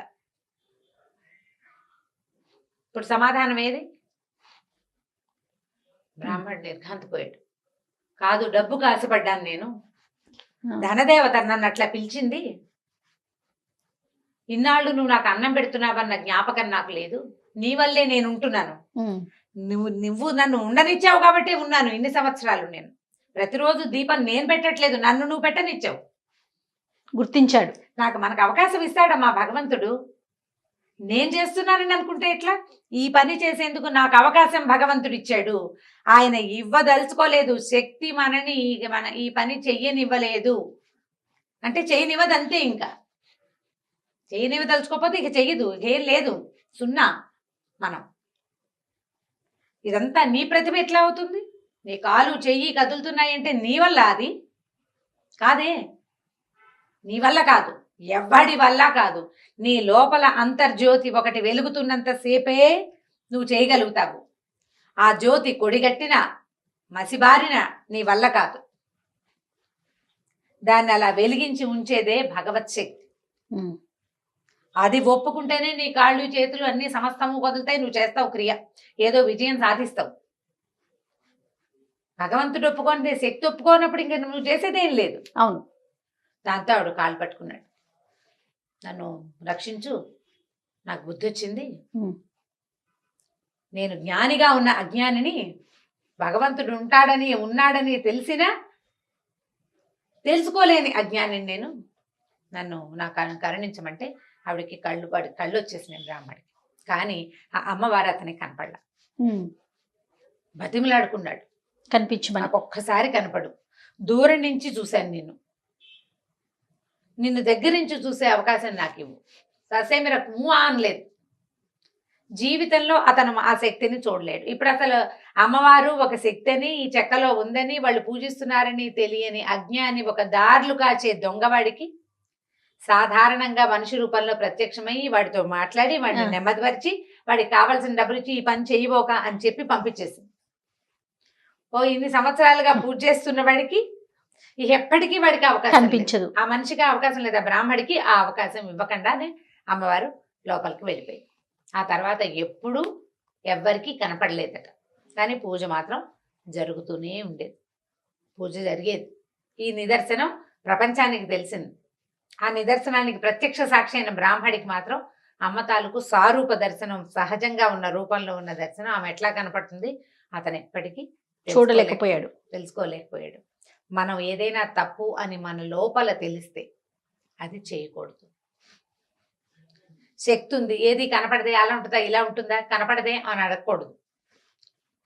దాని స్వరూపాన్ని నీకు ఒకసారి అర్థమైతే నీ లోపల తెలుసుకోవడానికి ప్రయత్నించాలి. మనసులో ఆ జ్ఞాన దృష్టితోటి తెలుసుకోవాలి. సాకారమైన రూపంలో చూడాల్సిందేనని నిన్ను కనపట్టలేదు కాబట్టి లేదని ఇలాంటి మాటలు మాట్లాడకూడదు. నీకు నమ్మకం ఉంటే, నీకు తెలియకపోతే వేరే కదా. నమ్మకం లేదు అని ఎవడు చెప్పడు. ఒకవేళ చెప్పినా అది అబద్ధం చెప్తున్నట్టే. అది అబద్ధం చెప్తే ఇప్పుడు ఉన్నాయి కొంతమంది చూడండి వితండవాదం చేస్తా ఉంటారు. ఏది ఎక్కడుంది, ఇక్కడుందా అక్కడుందా చూపించండి అని. ఇలాంటి వాళ్ళకి ఇలాంటి కథ నిజంగా చెంప పెట్టే కదా. మన శరీరంలో ప్రాణం ఎక్కడుందో ఒక చోట నువ్వు చూపించు. నువ్వు చేయలేదు, అది ఇందులో ఒక్క పదార్థం నువ్వు చేసింది కాదు. నీ శరీరంలో నువ్వు పైన గోళ్ళకి రంగేస్తావు. ఏది గోరు మొలిపించు నీ వల్ల అవుతుందా? గోరింటాకు గోళ్ళని పెట్టుకుంటాం. ఈ చర్మం తెప్పించు ఎక్కడి నుంచి అయినా. చర్మం దానంతటది తెచ్చుకుంటుంది. రిపేరబుల్ పొజిషన్లో ఉంటే బాడీ దాన్ని రిపేర్ చేసుకుంటుంది. అది ఎవ్వరూ చేయలేరు. ఎస్, ఇవన్నీ దానంతటది చేయవలసిందే తప్ప నువ్వు చెయ్యని దానికి నువ్వు సాక్ష్యాలు అడిగితే ఎలా కుదురుతుంది? చాలా బాగుంది రమ్మగారు. కథ మాత్రం చాలా అద్భుతంగా ఉంది. అదే నేను చెప్పట్లా, వితండవాదం చేసే వాళ్ళకి నిజంగా చెంపపెట్టు లాంటి కథలు ఇలాంటివన్నీ కూడా. అవును, అద్భుతంగా ఉంది. పిల్లలకి చెప్తానికి బాగుంటుంది, పెద్దవాళ్ళు తెలుసుకో ఇంకా బాగుంటుంది. రమ్మగారు, అమ్మవారిని పూజించే భక్తులు విపరీతంగా ఉంటారు. ఎక్కువ మంది అమ్మవారినే కొలుస్తుంటారు రమ్మగారు. అది గ్రామ దేవతలు కావచ్చు, లేకపోతే అమ్మలు కావచ్చు. ఇలాంటి వారి స్టోరీస్ మనం గతంలో కొన్ని చెప్పుకున్నాం కదా, అలాంటిది ఏదన్నా ఉంటే ఒకటి చెప్పండి. చందమామ కథే చెప్తాం. నాకు కూడా భలే ఇష్టం రమ్మగారు అమ్మవారు అంటే. ఇంతకుముందు చెప్పిన 3-4 కథలు చాలా హిట్ అయినాయి. అవును. ఒక ఊళ్ళోనట గంగులని ఒక అతను ఉండేవాడు. ఈ గంగులు ఏంటంటే చిన్న గారడివాడు అనమాట. పిల్లి మొగ్గలేయటం. ఆ తర్వాత ఏమో ఈ బంతుల్ని ఇలా ఇలా ఎగిరిస్తారు. జంగ్లింగ్ ఏదో అంటారు దాన్ని, జగ్లింగ్. బాల్స్ ఎగరేయటం, బంతులు ఆడించడం. 6-7 బంతుల్ని ఇలా 2 చేతులతోటి ఆడించడం. జగ్లింగే, అలాగే గుర్తుంది దాని పేరు ఇంగ్లీష్లో. బంతులు ఆడడం అంటారు మన వైపు. తర్వాత మొగ్గలేయటం, పిల్లి మొగ్గలు రకరకాలవి. రింగులో ఇంచి కూడా మొగ్గ వేయటం, అలాంటివి చేసేవాడు. గారడి పనులు చేసేవాడు. సర్కస్లో చిన్న సర్కస్లో లాగా. అంటే ఇప్పుడు సర్కస్ అంటే పెద్ద రకంది కదా. ఈ ఊళ్ళల్లో ఉండే గారడి వాళ్ళు ఏంటంటే రోడ్డు మీద ఏదో పిల్లి మొగ్గలు వేస్తే వారా వీరా ఓ 10 మంది చేరేవాళ్ళు. ఓ 5 పైసలు 10 పైసలు. ఆ రోజుల్లో పైసల రోజులే కదా, డబ్బులు వచ్చేవి. అయితే ఇతను ఎక్కడికైనా వెళ్తే తన పొట్టకి సరిపడా సంపాదించుకోగలిగేవాడు, అంతకంటే లేదు. అందరూ చూసేవాళ్ళు. ఎవరైనా ఇచ్చిన కలిగిన వాడు ఇచ్చేవాడు. లేదా ఊర్లో ఇంచి పోతుంటే ఏ మున్సబ్ గారో ఎవరైనా ఏమిట్రా ఖాళీగా ఉన్నామంటే 2 మొగ్గలేసి 4 బంతులు ఆడిచి, లేదా జాంపళ్ళు ఏమైనా కనిపిస్తే 4-5 పళ్ళని ఎగరేసి వాళ్ళకి కాస్త సరదా పుట్టిస్తే ఆ పూట అన్నం పెట్టేవాళ్ళు. ఏదో ఒడ్లు పోయిండ్రా వీడికి గంగులకి కాసిన మినువులు ఇవ్వండిరా అంటే ఆ 4 వస్తువులు తెచ్చుకునేవాడు. అట్లా 3-4 ఊళ్ళని ఆశ్రయించుకుని తిరుగుతూ ఉండేవాడట. ఈ గంగులు ఉన్న సొంత ఊర్లో ఒక అమ్మవారి దేవాలయం ఉండేది. అయితే ఏమైందట, ఈ వయసు రీత్యా అతను యంగ్గా ఉన్నప్పుడు ఆ ఊరు ఈ ఊరు 4-5 ఊళ్ళు తిరిగేవాడు. ఏదో 10 రూపాయలు తెచ్చుకునేవాడు. వివాహం కాల, అవివాహితుడు అతను ఒక్కడే ఉండేవాడు. క్రమంగా పెద్దవాడు అయ్యే కొందికి మనుషులు నునుపు తగ్గిపోతుంది కదా. ఇతను మొగ్గలేసినా పెద్దగా చూసేవాళ్ళు కాదు జనం. ఈ జగ్లింగ్ చూసేవాళ్ళు. 5 పైసలు 10 పైసలు కిట్టేది, ఎక్కువ దొరికేది కాదు. ఊరికే అంటే దాచుకునేందుకు 10 రూపాయలు దొరికేది కాదు, కానీ అన్నం మాత్రమే దొరికేది. అయితే ఏమైందట, 12 ఏళ్లకో 16 ఏళ్లకో ఒక్కసారి ఆ ఊరి అమ్మవారికి జాతర చేస్తారు. అయితే అతను ఆ ఊళ్ళో ఈ ఊళ్ళు తిరుగుతుండగానే అమ్మవారికి జాతర అని కబుర్లు తెలిసినాయి. ఊళ్ళల్లో టముకేసేవాళ్ళు. ఈ ఊళ్ళో అమ్మవారి జాతర అనుకో, ఒక డప్పు పుచ్చుకుని ఒక అతను వచ్చేవాడు. అవును, ఈ ఊళ్ళో టముకేస్తారు అమ్మవారి జాతర, అందరు కొలుపులు జరిపించండి అహో అని టక కొట్టేవాడు. ఈ టముకేసిన వాడు మొత్తం 4-5 చుట్టుపక్కల ఊళ్ళలోనూ వేసాడట. ఈ గంగుల అమ్మవారి జాతర కదా అని అతను కూడా వచ్చేసాడు. నెల ముందు నుంచి మొదలైనట దేవాలయం దగ్గర పనులు. పందిళ్ళు వేసేవాళ్ళు, పాకలు వేసేవాళ్ళు. ఆ ఊళ్ళో ఉన్న అన్ని కులవృత్తుల వాళ్ళకి చేతి నిండా పని. అందరూ అమ్మవారిని సేవించుకునేవాళ్ళే. ఈ జాతరలో నిత్యం భోజనాలు పెట్టేవాళ్ళు. రోజువారీ అప్పట్లో భోజనాలంటే కుండలతోటి వండేవాళ్ళు. కట్టెలు కొట్టుకొచ్చేవాడు, పొయ్యి అలికేవాడు, వాకిళ్లలో నీళ్లు చల్లేవాళ్ళు, ముగ్గులు వేసేవాళ్ళు, కుండలు చేసేవాళ్ళు. ఫ్రెష్ కుండలు ఎప్పటికప్పుడు వంటకి. ఇక తాటాకులు, తాటికమ్మలు, అన్ని పనుల వాళ్ళకి పనులు. ఈ గంగులు అనుకున్నాడు, నాకు ఏ పని లేదు, నేనేం చేస్తాను అమ్మవారికి సేవ, నాకు ఏ కుల వృత్తి రాదు. ప్రతివాడికి ఏదో ఒక పని ఉంటుంది. ఇక విపరీతంగా జరిగిన ఉత్సవాలు, రోజు ఉత్సవంలో అన్నం పెట్టేవాళ్ళు, తినేవాడు, వెళ్ళి అమ్మవారిని దర్శనం చేసేవాడు, అందరూ చేస్తున్న పనులు ఏదైనా కుదిరితే చేతి సాయం చేసేవాడు. ఎవరైనా బస్తా ఎత్తున్నారనుకో ఇతను కూడా పోయి బస్తా ఎత్తేవాడు. ఎవరన్నా కుండలు దొంతుగా పెడతారనుకో 4-5 కుండలు చేత్తో పుచ్చుకుని తీసుకెళ్ళి పెట్టడం, అట్లా పనులు చేసేవాడు. కానీ తనే ఒక పెద్ద పనికి సహాయంగా చేయలేకపోయినందుకు ఎంతో దిగులు పడేవాడట. సరే గడిచినాయి రోజులు. అమ్మవారు జాతర 10 రోజులట. నెల రోజుల నుంచి పనులు మొదలైనవి. పనులు అవగానే జాతర మొదలైంది. 10 రోజులు జాతర జరిగింది. ఈ 10 రోజులు పగలు ఉపవాసం ఉండి రాత్రి భోజనం చేసేవాడట ఈ గంగులు. ప్రతి పగలు ఉపవాసమే. దీంట్లో పెట్టిన పందిట్లో అన్నం తినేవాడు కాదు, సాయంకాల పందిట్లో అన్నం తినేవాడు, అక్కడక్కడే తిరుగుతూ ఉండేవాడు. సరే ఏమైందట, 10వ రోజు అందరూ మొత్తం ఊళ్ళో నుంచి వచ్చిన జనాలంతా, ఇప్పుడు మన ఊళ్ళో జాతర అంటే మనం చుట్టాలను పిలుచుకుంటాం కదా, ఈ వచ్చిన చుట్టాలు వీళ్ళంతా ఆ రాత్రి దీపాలు పెట్టే వేళకి భోజనాలు చేసి ఎవరి దారిని వాళ్ళు వెళ్ళిపోతున్నారు బయటికి. గుడి దాదాపుగా ఖాళీ అయిపోయింది. గంగులు ఏం చేశాడు, గుళ్ళోకి వెళ్ళాడు. ఈ పురోహితుడు, ఈ దేవాలయం అర్చకుల్లో ఒక ఆయన అన్ని తలుపులు 11 గంటల వేళ తలుపులన్నీ వేసున్నాయో లేదో చూడడానికి వచ్చాడు. జనమంతా సద్దుమణిపోయారు. ముందు రోజు రాత్రి దాకా గుడి సందడిగానే ఉంది. జనాలు ఇక్కడ పడుకునేవాళ్ళు, సన్నాయి వాళ్ళు, వాచగాళ్ళు, మేళగాళ్ళు, బోళ్ళంతమంది సంగీతాలు పాడేవాళ్ళు అందరూ పడుకుంటున్నారు. ఇవాళ రాత్రికి ఎవ్వరూ లేరు. ఆ రాత్రి నిద్ర చేయకూడదు, 9వ నాటి రాత్రి నిద్ర చేయకూడదనో ఏదో నియమం, 10వ నాటి రాత్రి అందరు వెళ్ళిపోతున్నారు. ఈయన తలుపులు వేసున్నాయో లేదో చూద్దామని ఊరికే వచ్చాడు. ఇంటికి వెళ్ళిపోయిన వాడే. వచ్చేసరికల్లా అమ్మవారి సన్నిధి కొంచెం ఓరగా తెరిచిందట. తెరిచిందేసరికల్లా ఈయన ఎవరో తలుపు తీశారని లోపలికి చూస్తే లోపల అమ్మవారి సన్నిధిలో ఈ గంగులు పిల్లి మొగ్గలేస్తున్నాడు. బంతులు కత్తులు పక్కన పెట్టున్నాయి. 4 పిల్లి మొగ్గలేసి బంతులు ఎగరేస్తున్నాడు. బంతులు పక్కకు పెట్టి కత్తితోటి అతనికి కరవాల విద్య అంటే అది కూడా ఈ మన గారడి వాళ్ళు చేసే విద్య అనమాట. చేస్తుండేసరికి నేను తెల్లబోయి ఇదేమిటి వీడు రాత్రిపూట ఇట్లా చేస్తున్నాడని ఏం చేశాడు, తను ఒక్కడు వెళ్ళకుండా గబగబా వెనక్కి వెళ్ళి ధర్మకర్తని మిగిలిన అర్చకుల్ని పిలుచుకొచ్చాడు. ఆ రోజు 9 రోజులు అర్చన చేశారా. 10వ నాటి రాత్రికి అమ్మవారు ఇట్లా కుంకంతో మునిగిపోయి ఉందట. మొత్తం అంతా కుంకపు రాశి, ఆ రాశిలో మునిగి ఉంది ఆవిడ. విగ్రహం ఉంది, రోజు అర్చనే కదా, పొద్దున సాయంత్రం మధ్యాహ్నం పూట 3 పూట్ల అర్చనలతోటి కుంకపు రాశి అనమాట. మర్నాడు 11వ రోజు ఆ కుంకం అంతా తీసి పొట్లాలు కట్టి అందరికి పంచుతారనమాట. ఈ కుంకపు రాశి కనపడుతోంది. ఆ కుంకపు రాశి ముందే ఇతను చేస్తున్నాడు. ఈయన పరిగెత్తుకుంటూ వెళ్ళి ముందు ధర్మకర్తకి చెప్పాడు. ధర్మకర్త వచ్చేసరికల్లా ఈయన తలుపు కొద్దిగా ఓరగా ఉన్న తలుపులోంచి లోపలికి చూస్తే గంగులు పడుకునున్నట్టు. పడుకునుంటే అతను పడుకున్న చోట అమ్మవారు కూర్చునుంది. పక్కన గంగుల తల ఆవిడ ఒళ్ళో ఉంది. ఒళ్ళో ఉంది. ఏం చేస్తోంది ఆవిడ, పమట కొగ్గుతో ఇట్లా ఇట్లా ఇట్లా ఇట్లా విసురుతోందట. చెమటలు పట్టి ఉన్నవాడిని వాడి మొహం మీదకి గాలి విసురుతోంది అమ్మవారు. విగ్రహం ఉండాల్సిన స్థానంలో విగ్రహం లేదు. ఈవిడ ఇక్కడ కూర్చునుంది, ఆవిడ ఒళ్ళో ఉన్నాడు. అతను ఒళ్ళో తల పెట్టుకుని పడుకుని ఉన్నాడు. ఈయన అట్లా నిర్ఘాంతపోయి నుంచున్నాడు. ఈ లోపల ముందెళ్ళిన పూజారి ఉన్నాడు కదా, చాలా మందిని 5-6 పూజారులను పిలుచుకొచ్చాడు. అందరూ తలుపు తోసేశారు కల్లా గంగులు పడుకుని ఉన్నాడు. ఇంకెక్కడ ఏం లేదు. ఈయన ఏమో ధర్మకర్త నేను చూశానంటాడు. ఇక్కడ ఏమీ లేదు కదండి, అలా ఏం జరగలేదంటే ఈ కుంకపు రాసి ఉంది కదా, ఈ రాశికి బయట వైపు ఒక పాదముద్ర ఉందట కుంకంలో. అంటే ఆవిడ అందులోంచి అడుగు బయట పెట్టి వచ్చింది. వీళ్ళెవ్వరూ దాన్ని చూడలేదు ఆ దృశ్యాన్ని. ఆ ధర్మకర్త ఆయన ఒక్కడే, ధర్మకర్త ఒక్కడే చూశాడు. మిగిలిన వాళ్ళంతా జాతరలో పాలు పంచుకుని జాతరలో సేవ చేశారు. నిజమైన భక్తుడు వీడు. ఆమెకి కోసమే సేవ. జాతరలో ఉన్న వాళ్ళంతా చుట్టాలు పిలిచారు, పక్కలు పిలిచారు, అది చేశారు, ఇది చేశారు. ఎవరికి ముట్టాల్సిన డబ్బులు వాడికి ముట్టింది, ఎవరి గొంతుకి రావాల్సిన ప్రసాదం వాడికి వచ్చింది. వీడికి ఏదీ లేదు, వీడికి ఏమీ లేదు. కేవలం అందరూ అమ్మని సేవిస్తున్నారు, నేను సేవించలేకపోతున్నానన్న దిగులు తప్ప. తనకు వచ్చిన విద్యని ఆవిడొక్కదానికే ప్రదర్శించాడు. ఈ 10 రోజుల్లో అతను ఎక్కడ తన గారడిని ప్రదర్శించి 10 పైసలు తీసుకోలే. ఆమె కోసమే చేశాడు. ఆ కుంకపు పాద ముద్రను చూసేసరికల్లా మిగిలిన వాళ్ళంతా నమ్మారట. ఈ కుప్పగా ఉన్న కుంకంలో పాదాల ముద్ర కనిపిస్తోంది. పాదం పొడుగుది కనపడుతోంది, స్త్రీ పాదం అని తెలుస్తోంది.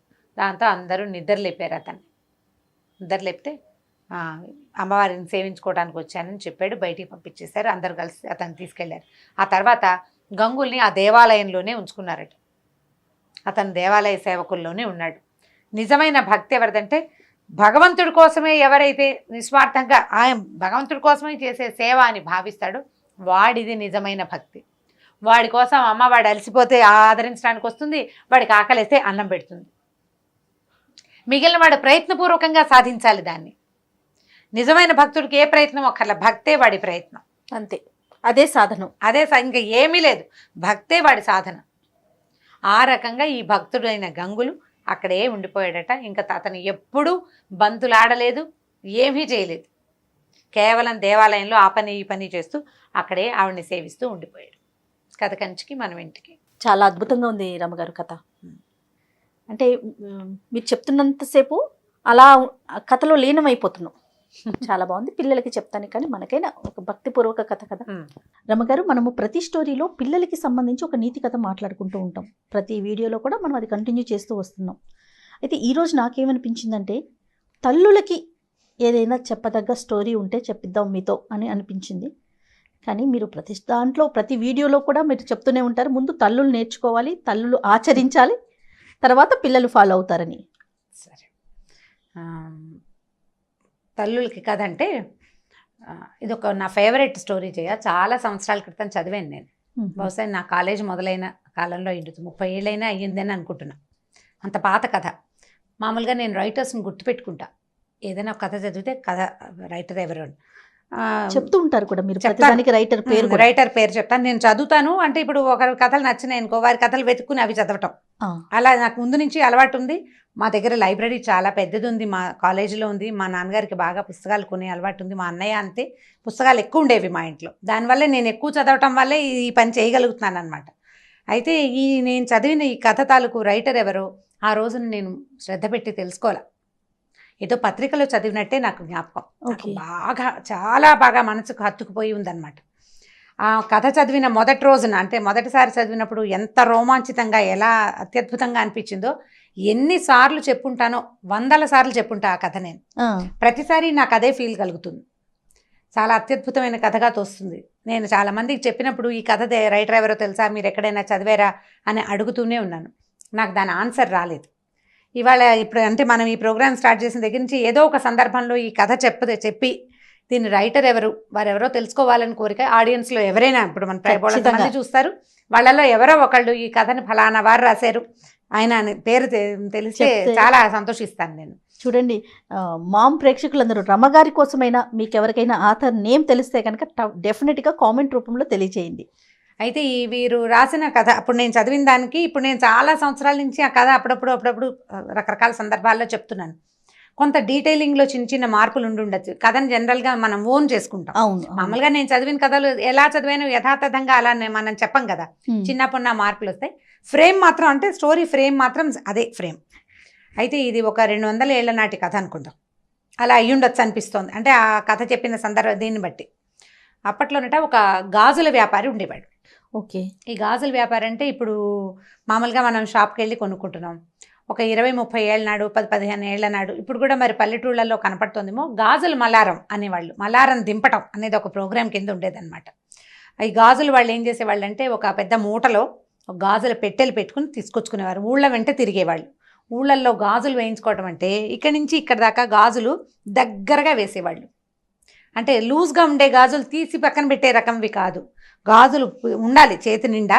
అవి పూర్తిగా దాదాపుగా పోయినాక అప్పుడు మళ్ళీ కొత్త గాజులు ఎక్కించుకునేవాళ్ళు. ఎవరికి వాళ్ళు గాజులు వేసుకునే సిస్టమ్ పాతకాలంలో ఉండేది కాదు. ఇవి గాజులు అతను వీళ్ళ చేయి పట్టుకుని నొక్కి దగ్గరగా ఉండే గాజులు వేసేవాళ్ళు. పని పాటలు చేసుకునేవాళ్ళు కదా, వదులుగా అటు ఇటు కదులుతున్న గాజులు పగిలిపోతాయి త్వరగా.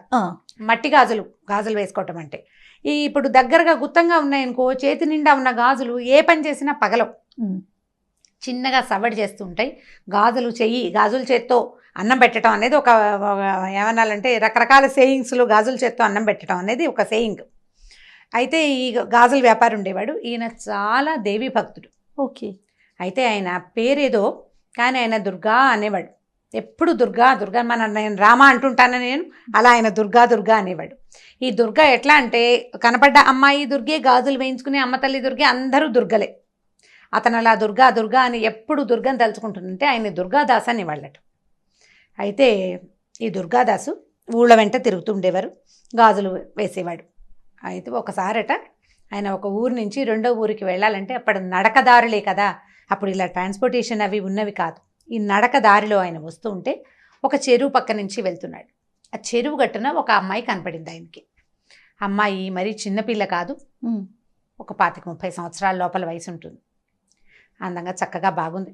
ముక్కుకి ఒక ముక్కు పుడక, రెండో ముక్కుకి బేసరి. పాత రోజుల్లో అలా ఉండేవి కదా, 2 ముక్కు పుడకలు ఉండేవి. అక్కడి నుంచి సర్వాలంకారాలతోటి అమ్మాయి చక్కగా ముత్తైదు పెళ్ళైన అమ్మాయి కనపడింది.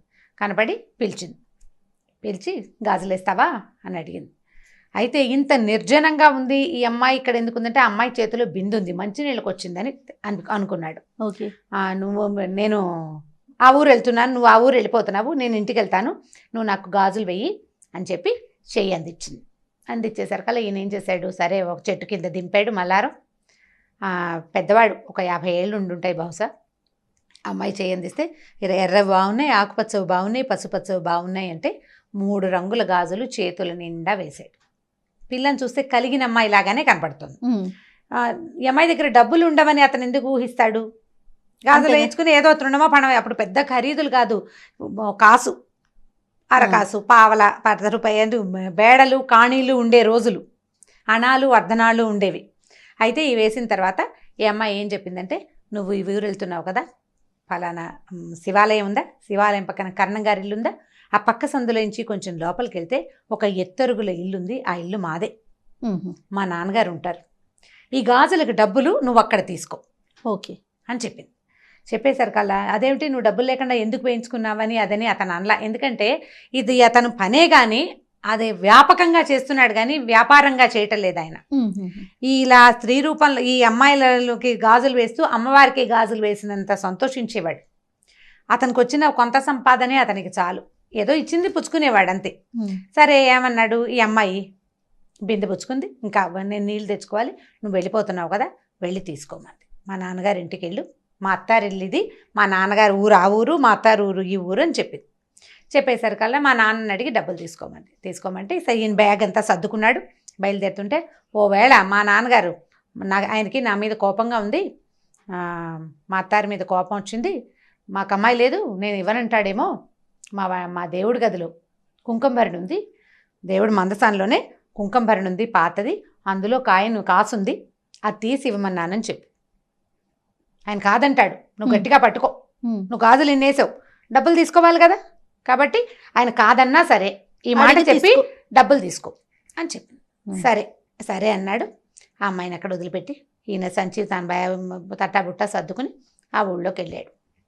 శివాలయం వచ్చింది, దండం పెట్టుకున్నాడు, కర్ణంగారి ఇల్లు కనపడింది, పలకరించాడు, పక్క సందులోంచి లోపలికి వెళ్ళాడు. ఎత్తరుగుల ఇల్లు. అయితే ఇల్లు పెద్దదే కానీ బాగా పేదరికంలో ఉన్న ఇల్లే అది. అక్కడి నుంచి ఆ ఇంటి ఆయన్ని పిలిచాడు. బయట ఒక 5-6 వేద విద్యార్థులు ఎవరో కూర్చున్నారు, వేద పాఠం చదువుకుంటున్నారు. ఈ అమ్మాయి అన్ని కేకేశాడు, అయ్యా మీ అమ్మాయికి గాజులు వేసానండి చెరువు దగ్గర, డబ్బులు ఇప్పిస్తే వెళ్తానండి అన్నాడు. అమ్మాయా, ఎవరమ్మాయి, ఎవరింటికి వచ్చావు నువ్వు అని అడిగాడు. ఫలానా ఇల్లు ఇదే కదండి, ఆయన పేరు కూడా చెప్పింది. ఆ పేరు తమరదే కదా అంటే నాదేను. ఫలానా ఇల్లు ఇలాగని చెప్పింది, గుర్తులు, నేను వచ్చాను, మీరు ఇలాగే అంటారని అమ్మాయి చెప్పింది కూడా. డబ్బులు ఇప్పించండి బాబు, లక్షణమైన బిడ్డ, అంత పిల్లని కాదనుకుంటారా అన్నాడు. మీకు తగదాలుంటే సొంత పిల్లని కాదనుకుంటారా ఎవరైనా అనేసరికి ఈయనకు అర్థం కాదు. పిల్లని కాదనుకోవటం ఏమిటయ్యా, నాకు అసలు ఆడపిల్లలే లేరు, అమ్మాయిలు లేరు నాకు అన్నాడు. అనేసరికల్లా భలేవారు మీరు ఇట్లాంటి మాట అంటారు, ఇంత మాట అన్నారు, అమ్మాయి చెప్పింది, ఇంత మాట అంటారా, ఎంత కోపం వస్తే మాత్రం, ఆడపిల్లని కాదనుకుంటే ఎలాగండి, తీసుకొచ్చి డబ్బులు ఇవ్వండి అన్నాడు. మెల్లిగా జనం చేరటం మొదలుపెట్టారు. గాజులు వాడు రావటం ఏమిటి, వీళ్ళింటో డబ్బులు అడగటం ఏమిటి, ఈ వేద విద్యార్థులు చదువు మానేసి వాళ్ళు నోటు తెచ్చుకుని చూస్తున్నారు ఏమిటో జరుగుతోందని. పల్లెటూరు కదా, కాస్త గట్టిగా మాటలు దొరలేసరికి 4 ఏళ్ళ వాళ్ళు చేరతారు, ఒక్కొక్కళ్ళు వింటున్నారు ఏమిటో సంభాషణ జరుగుతుందని. ఈయన అవునంటాడు, కాదంటాడు, అతను అవునంటాడు. ఇక విసుగొచ్చి ఏమన్నాడంటే, అయ్యా అమ్మాయి చెప్పింది, మీ ఇంట్లో పూజా మందసంలో కుంకుమభరణ పాతది ఉందిట, అది తెరిచి చూడు, అందులో కాసు ఉంటుందని చెప్పింది అమ్మాయి, ఆ కాసైనా తెచ్చి నాకు ఇవ్వండి.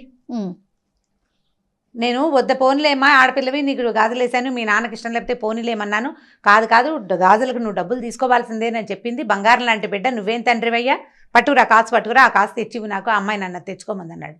ఈయన తెల్లబోయాడు, మా ఇంట్లో దేవతా మందిరంలో అసలు కుంకుమభరణి ఉండటం ఏమిటి, మా ఇంట్లో కుంకుమ భరణ లేదన్నాడు. ఆ భరణ ఏం లేదు మా మందసంలో, చెప్పింది చూడవయ్యా అనేసరికి సరే అందరూ అదేమిటి ఎందుకు చెప్తున్నాడు దుర్గాదాస్ ఈ ఊళ్ళలో తిరిగేవాడే చూడు అనేసి అన్నారు. చూడమన్నారు. దేవతా మండపంలోకి మందసం దగ్గరికి వెళ్ళాడు. అయితే వాళ్ళ అమ్మగారు ఆయన తల్లి, ఈయనే కొంచెం పెద్దవాడు, ఓ 50 ఏళ్ళ పైనున్న ఆయన, ఆవిడ కడు వృద్ధురాలు ఇంట్లో ఉంది పెద్ద ఆవిడ. ఆవిడకి జ్ఞాపకం వచ్చింది లీలగా, ఒక పాత కుంకుమ భరిణ వాళ్ళ దేవతా మందసంలో ఒక పక్కన చిన్న మీట లాంటిది, అది నొక్కితే అక్కడ ఒక కుంకుమ భరణలు అవి పెట్టుకునే, ఎందుకంటే పాత రోజుల్లో బీరువాలు అవి ఉండేవి కాదు కదా, ఈ దేవతా మందిరాల్లో, తర్వాత ఏమో పందిరి మంచాల లోపల అట్లా చిన్నవి అల్మర్లు ఉండేవి వస్తువులు దాచుకోవడానికి, దొంగల భయాలు అవి ఉండేవి కదా. అయ్యా మన దగ్గర ఈ మీట నొక్కితే ఇది తెరవబడుతుంది అని చెప్పి తీరా తెరిస్తే కుంకుమ భరణ బయటకు వచ్చింది. ఆయన చాలా ఆశ్చర్యపోయాడు. ఈ అమ్మాయి ఎవరు, ఈ గాజులు వాడేమిటి, మన ఇంట్లో ఉన్న మందసం ఇన్ని సంవత్సరాలు వచ్చింది, ఇంత వయసు వస్తే ఇందులో ఇలాంటిది ఉందని నాకు తెలియకుండా ఎవరో పిల్లకి రోడ్డు మీద ఎక్కడో దారిలో కనపడ్డ పిల్లకి తెలియటం ఏమిటి, మా అమ్మకి తెలిసిన సంగతి. ఆయనకి లోపల నుంచి ఒక ఉద్వేగం వస్తుందన్నమాట, ఎట్లా ఇది బయటికి తెలిసింది అని. ఆయన ఏం చేశాడు, కుంకుమ భరణలో చేయి పెట్టాడు, కాసు తగిలింది, కాసు ఇట్లా తీసాడు బయటికి, ఇంకో కాసు కనపడుతోంది, ఇది ఎడం చేతిలో పెట్టుకున్నాడు. ఆ కనపడిన రెండో కాసుని తీస్తుంటే ఇంకో కాసు కనపడుతోంది కింద, ఆ చేతిలో పెట్టుకున్నాడు, మళ్ళీ తీసాడు, తీస్తుంటే ఒక్కో కాసు బయటికి వస్తూనే ఉంది. ఆయన ఈ పట్టుకున్నవాడు అట్లా కూలబడిపోయాడు. వాళ్ళ అమ్మ, భార్య, ఇంత పిల్లవాడు, మగపిల్లలు ఉన్నారు ఆయనకి, ఆడపిల్లలు లేరు. అప్పుడు వాళ్ళ అమ్మగారు ఏం చెప్పారంటే, ఇది చాలా పురాతనమైన పూజా మందిరంలో ఈ ఒక కాసు మనకు అమ్మవారు, మా తాత అంటే నాయన వాళ్ళ ఆయన తల్లి తాలూకు తాత కాదు, తండ్రి తాలూకు తాతగారు అర్చించేవారట ఆ కుంకుమ భరణలో ఉన్న ఆ ప్రతిమని. తర్వాత కాలంలో అర్చన మానేశారు, అది అలా లోపల ఉండిపోయింది. ఈ కాసులు పట్టుకునేసరికల్లా ఈయనకి ఉద్వేగం తట్టుకోలేక దుఃఖం వస్తుంది. గబగబా కాసులు పుచ్చుకొని బయటకు వచ్చాడు. జనమంతా చేరిపోయారు కదా, అయ్యా నువ్వెవరిని చూసావో, ఆ అమ్మాయి ఎక్కడుందో నాకు చూపించవా అని అడిగాడు. అందరూ వెళ్ళారు. వెళ్తే చెరువు దగ్గరికి వెళ్ళారు. వెళ్ళాక ఇక్కడే చూశాను నేను అమ్మాయిని అంటాడు. చెరువు చుట్టుపక్కల ఏమీ లేవు, చెరువే ఉంది, పద్మాలతో నిండిన సరోవరం, మామూలు ఊళ్ళల్లో చెరువుల్లో కనపడతాయి. అయితే ఈయన, అయ్యా నేను ఇక్కడే చూశానండి, ఆ అమ్మాయి ఎటు వెళ్ళిందో, పాదాలు ముద్రలు కూడా ఏమీ కనిపించట్లేదు, చెరువు వైపు నడిచినట్టే కనపడుతున్నాయి కాలి గుర్తులు, బయటకు వచ్చినట్టుగా ఏవీ లేవు. మామూలుగా బురద ఉంటుంది, చెరువు ఒడ్డున బురద ఉంటుందిగా, చెరువులోకి ఎలా వెళ్తారు, ఎవరైనా వెళ్ళి ఉండాలి కదా. అక్కడి నుంచి జనం అందరికీ అర్థమవుతుంది ఇక్కడ ఏదో ఒక మహత్తరమైన సంఘటన జరగబోతోందని.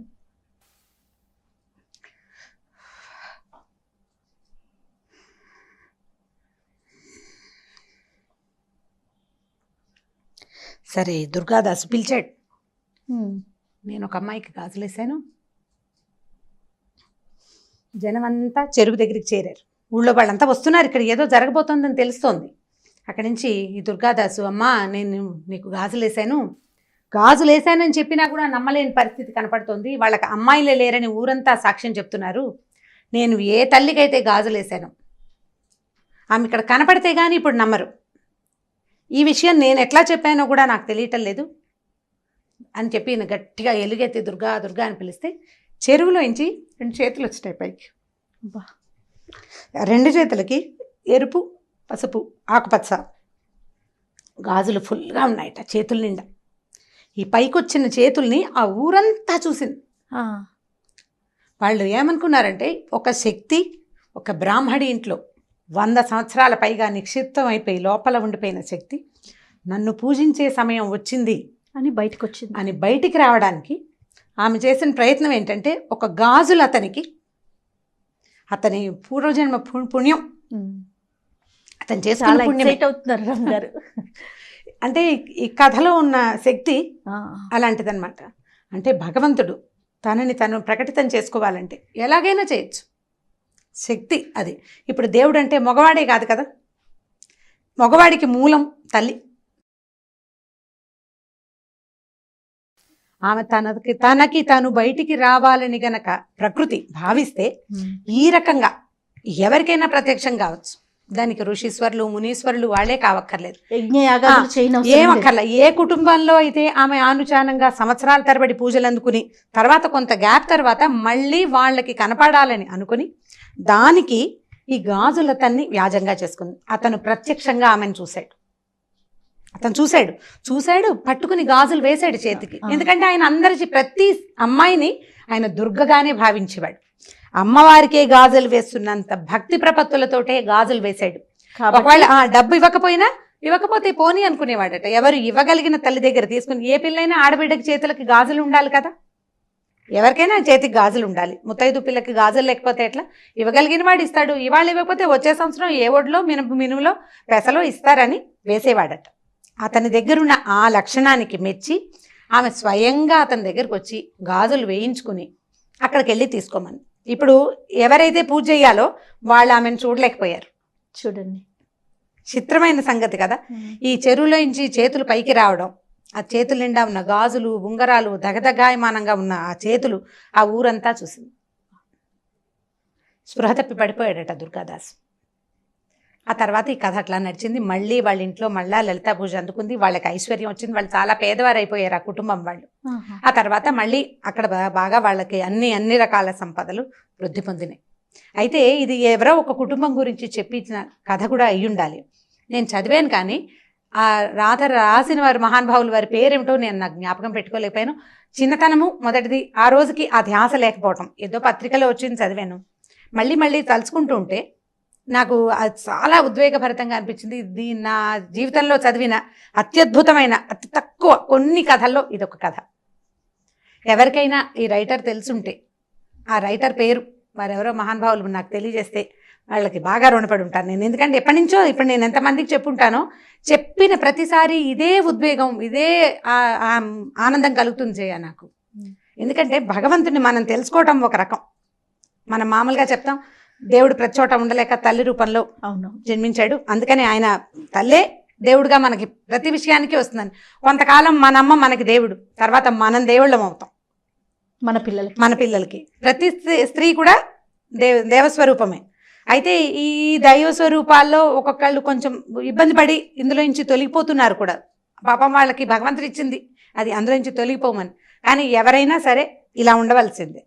ఇలాంటి దాన్ని మనకి కలిగించింది ఒక శక్తి ఏదో ఉంది కదా. ఆ శక్తిని గురించి మనం ఇట్లాంటి కథలు తెలుసుకుంటే మనం ఈ దేవుడు లేడు, ఇలాంటిది ఏదీ లేదు, ఇలాంటి భావన నుంచి బయటపడిపోతామని అనిపిస్తుంది. కానీ మామ్ స్టార్ట్ చేసిన డే 1 నుంచి మన ఇద్దరం ఎన్నో వీడియోస్ చేసాం రామ్ గారు. ఫస్ట్ టైం నేను మిమ్మల్ని చూశాను. ఒక స్టోరీ మధ్యలో మీరు ఆగిపోయి మళ్ళీ రీస్టార్ట్ చేయటం అనేది ఇది బహుశా ఫస్ట్ వీడియో అనుకుంటాను. ఈ కథలో ఉంది కదా జయ, ఈ కంటెంట్లోనే అలాంటిది ఉంది. ఎంత చిన్న మామూలు వాడికి, మామూలు మనిషికి, మామూలు వ్యాపారస్తుడికి దేవి సాక్షాత్కారం జరగటం అనేది చాలా అత్యద్భుతమైన సంగతి. ఇలాంటివి ఇంకొక 2 కథలనైతే నాకు చాలా ఇష్టమైన కథలు. ఈ కథ నాకు చాలా ఎంత హాట్ ఫేవరెట్ అంటే, దీనంత ఇష్టమైన కథ నిద్రలో కూడా నేను తలుచుకునే కథ ఇంకొకటి లేదు. చాలా అత్యద్భుతమైన కథగా తోస్తుంది ఎవరో మహానుభావులు. అయితే నేను ఒక అమ్మాయికి ఈ కథ చెప్తే తను నెట్లో ఇంగ్లీష్లో ఈ కథ చదివాను, బ్యాంగిల్ సెల్లర్ అని ఈ కథ చదివానని చెప్పింది తను నాకు. కానీ తన కూడా ఆథర్ ఎవరో తెలియదు. ఓకే, అంటే ఈ ఎక్సైట్మెంట్ తనకి కలగల కథ చదివితే.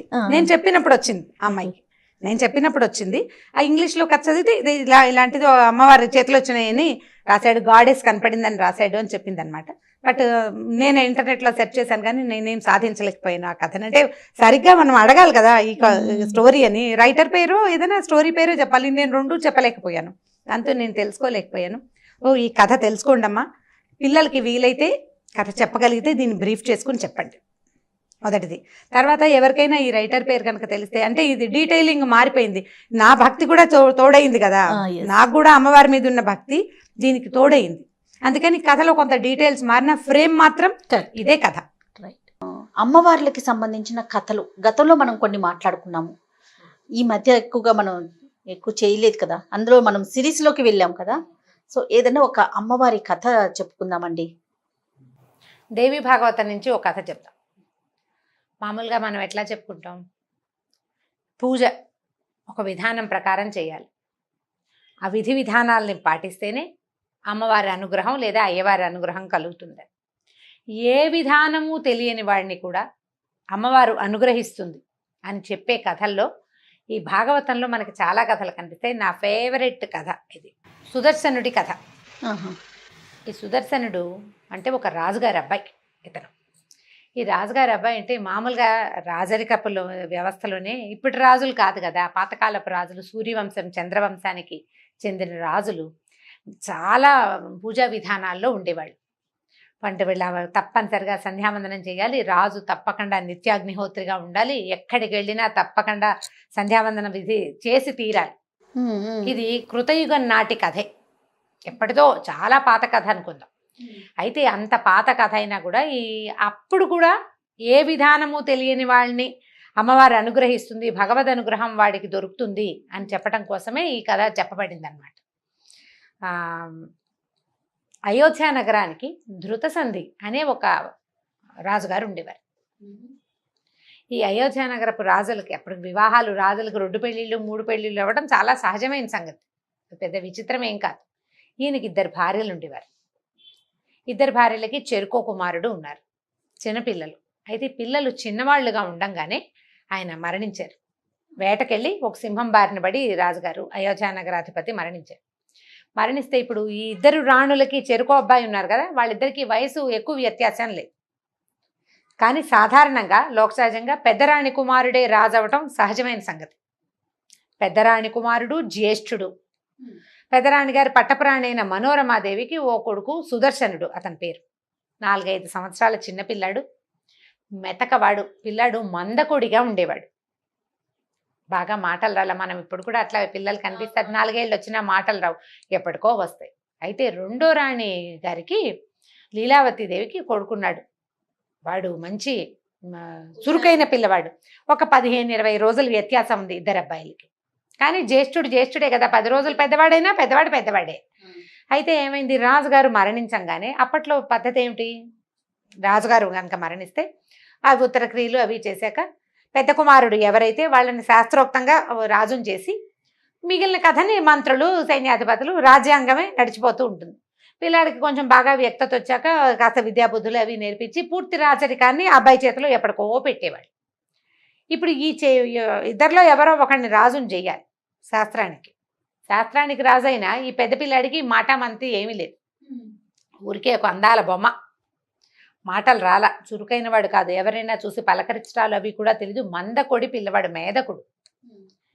అయితే ఏమైంది, ఈ 2 రాణుల తండ్రులు రంగంలోకి దిగారు. మా మనవడు జ్యేష్ఠుడు కాబట్టి మా వాడినే ఎక్కించాలని మనోరమాదేవి తండ్రి. జ్యేష్ఠుడైనా వీడికి మాటామంతి లేదు, చురుకైన వాడు కాదు కాబట్టి నా పెద్ద వ్యత్యాసం లేదు కాబట్టి మా మనవడిని ఎక్కించాలని 2వ భార్య లీలావతి తండ్రి అయినటువంటి యుధాజిత్తు ఇద్దరు దిగారు రంగంలోకి. దిగేసరికల్లా మామగారులు 2 ఫైటింగ్కి పూనుకున్నారు. మా మనవడి రాజు అంటే ఎందుకంటే ఇప్పుడు ఈ రాజ్యంలో మనవడిని గనక ప్రతిష్ఠిస్తే రాజ్యం వాళ్ళ హస్తగతంగా ఉంటుంది, వాళ్ళ కథే నడుస్తుంది. అక్కడ 2 యుద్ధం చేశారు. యుద్ధంలో ఈ పెద్దరాణి గారి తండ్రి మరణించాడు, చిన్నరాణి గారి తండ్రి గెలుపొందాడు. ఆయన కొంచెం మంచి సాహసికుడు. ఎప్పుడైతే ఈ తండ్రి మరణించాడన్న ఈ వార్త తెలియంగానే ఆవిడ భయపడిపోయింది. ఇంకేముంది, పిల్లాన్ని చంపేస్తారు, భర్త లేడు, తండ్రి లేడు, పిల్లవాడేమో మేధకుడు. ఇక నా జీవితం నేను ఒకవేళ బతికున్నా సవితి కుమారుడి కింద బతకాలి, లేదా శత్రుశేషం ఉంచకూడదని యుధాజిత్తు కనుక భావిస్తే ఈ 4-5 పసిపిల్లవాడిని 4-5 ఏళ్లవాడిని అంతం చేయటం ఎంతసేపు. ఆవిడ భయపడిపోయింది, పారిపోవాలనుకుని ముందు యుద్ధంలో చనిపోయిన తండ్రికి ఉత్తర క్రియలు చేయాలి కదా, దానికోసమని చిన్న రాణిని అడిగింది. మా నాన్న చనిపోయాడు కదా, నేను ఉత్తర క్రియలు చేసుకుంటానని అడిగితే సరే ఒప్పుకుంది ఆవిడ. వాళ్ళిద్దరికి పెద్ద మాత్సర్యం ఏమీ లేదు, నాన్న లేదో యుద్ధం చేస్తున్నారు అంతే. ఈవిడికి రాజుగారికి ఒక స్నేహితుడు ఉన్నాడు, చనిపోయిన రాజుగారికి విదల్లుడు అతని పేరు, మంత్రి. ఆ మంత్రి ఈ మనోరమాదేవి రాజ్యం అంటే ఆవిడ పుట్టిన ఊర్లకి దగ్గరలో ఊళ్ళవాడనమాట. మన పుట్టింటికి సంబంధించిన వాడంటే మనకు ఒక స్నేహం ఉంటుంది సహజంగా. ఆ విదల్లుడిని పిలిచింది, మా నాన్నకు ఉత్తర క్రియలు చేద్దాము, ఈ పిల్లాడిని ఏం చేయాలి, నేనేం చేద్దామంటే అమ్మ పారిపోదామమ్మా అన్నాడు అతను. ఆ విదల్లుడు ఏంటంటే కొంచెం తృతీయ ప్రకృతిలాగా కనపడతాడు, పురుషుడైనా కూడా కొద్దిగా స్త్రీ రూపం, సుకుమారంగా ఉంటాడు. దాంతో అతనితో ఈవిడికి స్నేహం ఉంది కొంత. ఒక పిల్లాడిని ఎత్తుకుని తిప్పే దాదిని ఈ విదల్లుణ్ణి తోడు తీసుకుని నాన్నకు ఉత్తర క్రియలు చేసి అట్టించట్టే పిల్లాడిని ఎత్తుకుని పారిపోయింది రాణిగారు. ఇక్కడ లేదు.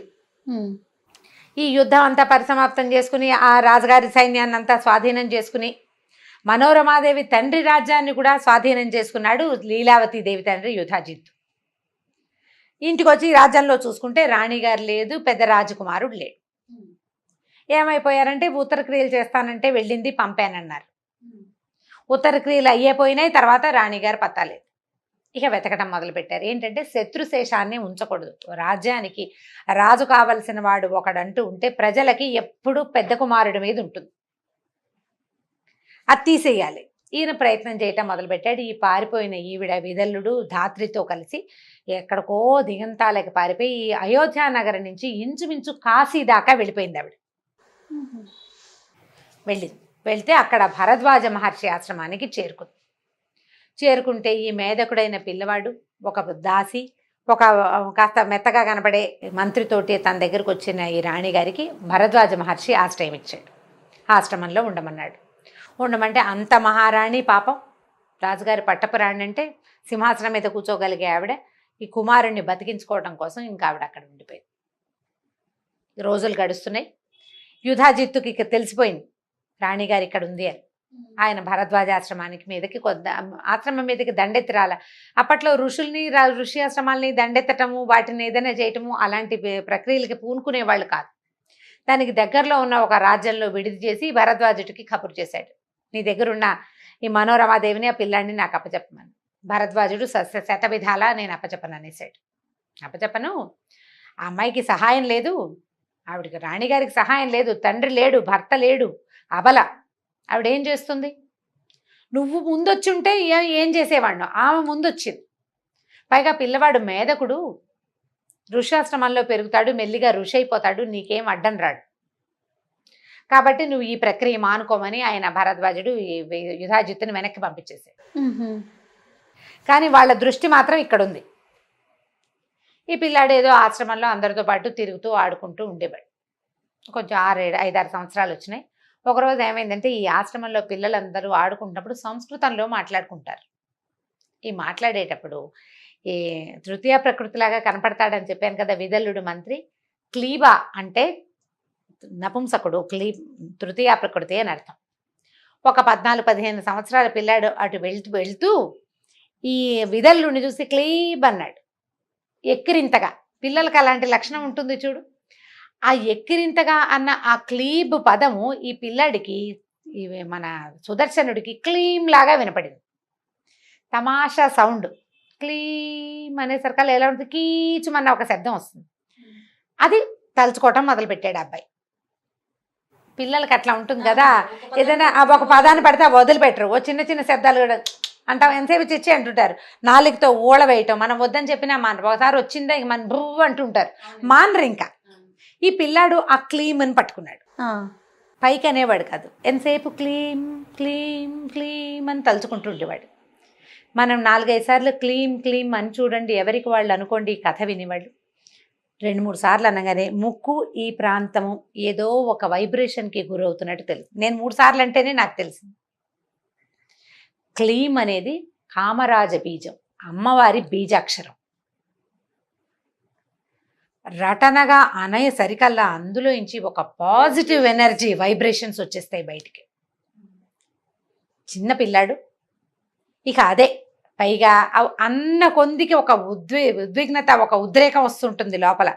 అనుకుని చూడండి, మనం ఓంకారం చేస్తామా, పదే పదే ఓంకారం చేస్తే మెదడు తెరుచుకుపోతున్నట్టుగా అనిపిస్తుంది మనకి. ఓంకారం చేసే, ప్రణవాక్షరం చేసే అలవాటు ఉన్నవాళ్ళు అసలు మానరు. ఎందుకంటే ఈ ప్రణవోపాసన ఎంత ఉత్సాహాన్ని, ఎంతో ప్రశాంతతని ఇస్తుంది.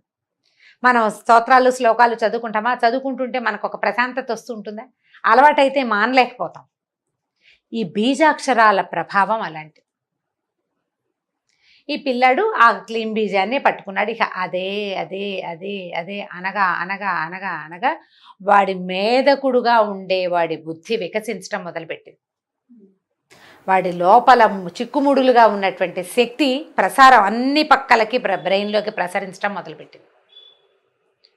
మాటలు సరిగ్గా రాని పిల్లలకి ఇలాంటిది ఏదైనా ఒక బీజాక్షరాన్ని కనుక నేర్పిస్తే వస్తాయని దేవి భాగవతంలో చెప్పబడింది. ఈ చెప్పుకోగా ఈ పిల్లాడు క్రమంగా ఎలాంటి బుద్ధి కుదిరిక వచ్చిందంటే చూస్తే అది నేర్చేసుకుంటాడు. వీడు మేధకుడు అన్న ధ్యాస పోయింది. ఆశ్రమంలో ఉన్నాడు కదా, భరద్వాజాశ్రమంలో. ఆ వయసు రాజకుమారులకి ఎలాంటి విద్యలు నేర్పాలో అవన్నీ నేర్పబడ్డాయి అతనికి. సాధారణంగా అక్కడ ఒక పిల్లాడు ఉన్నాడు, అందరూ చదువుకుంటారు, వాడు కూడా వాళ్ళతో పాటు వేదం చదువుకుంటాడు. రాజకుమారుడు క్షత్రియోచితమైన ఉంటే బాణం వేయటాలు అవి ఇవి నేర్పించారు. యుద్ధం చేయటం కోసం కాదు, సాదాగా జరిగింది.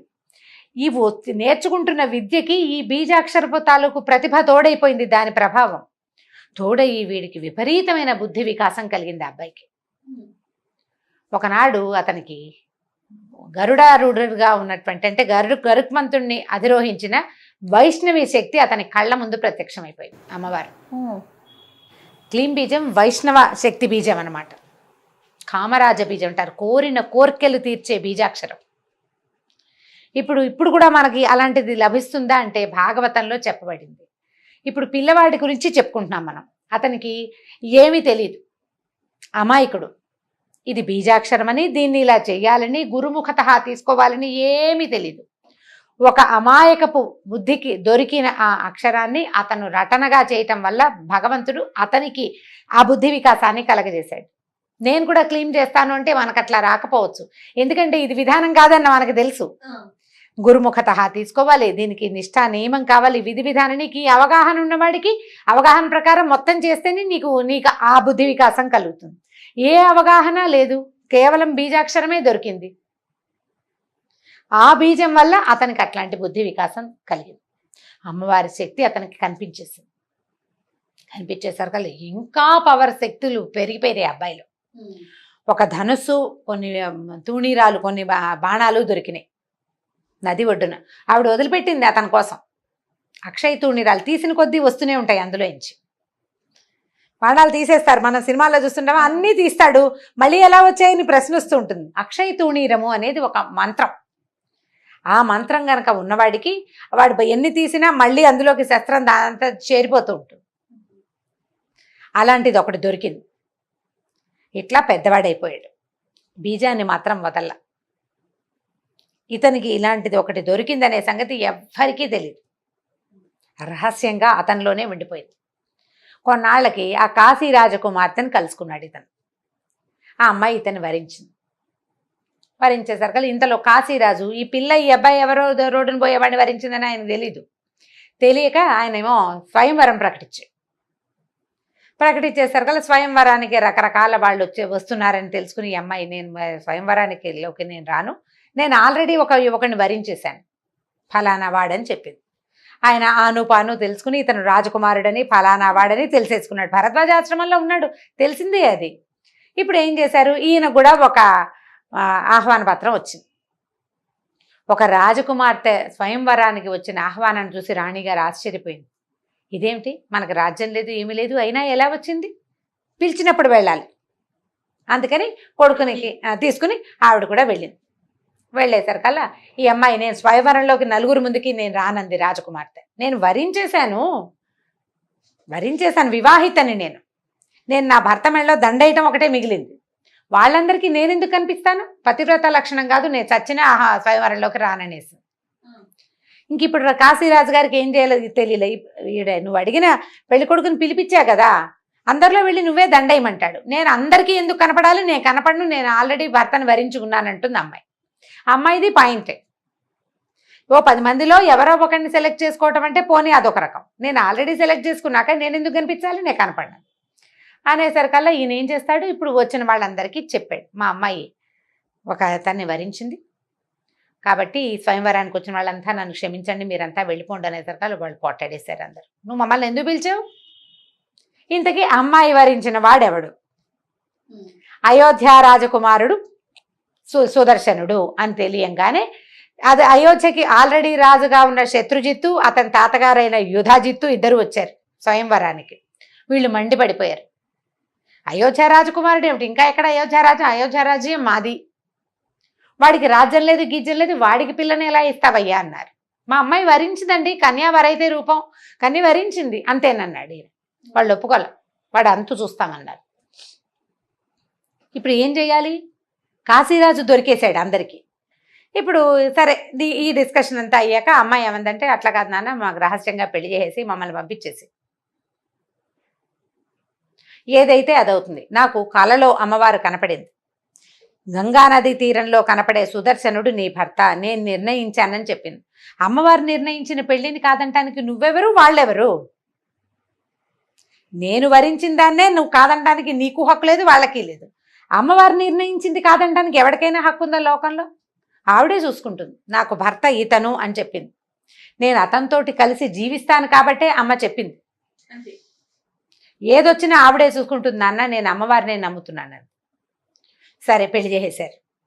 చేసేస్తే వీళ్ళ దారిని వీళ్ళకి మరి పెళ్లి చేశాక రాజకుమార్తె అనేసరికల్లా 100 ఏనుగులు, 1000 గుర్రాలు, 200 మంది దాసదాసి జనం, కొన్ని కోట్ల వజ్రాలు అవి ఇవి అంతా సమర్పించారు. సారిగా ఆశ్రమానికే పంపడానికి రెడీ అయ్యారు. అబ్బాయికి రాజ్యం లేదు మరి.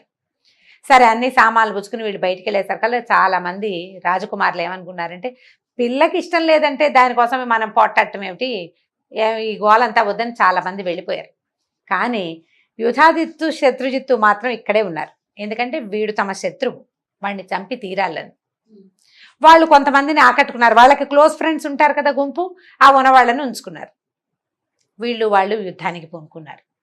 యుద్ధానికి పూనుకుంటే ఈ రథం ఎక్కి కనపడుతున్న కుర్రాడుని వీళ్ళు సామాన్యంగా మేధకుడుగా, బుద్ధి లేనివాడు అంటే మనసు వికసించని వాడిగా భావించిన వాడు తేరిట్లా చూడ్డానికి కూడా వీళ్ళేనంత వెలిగిపోతున్నాడు.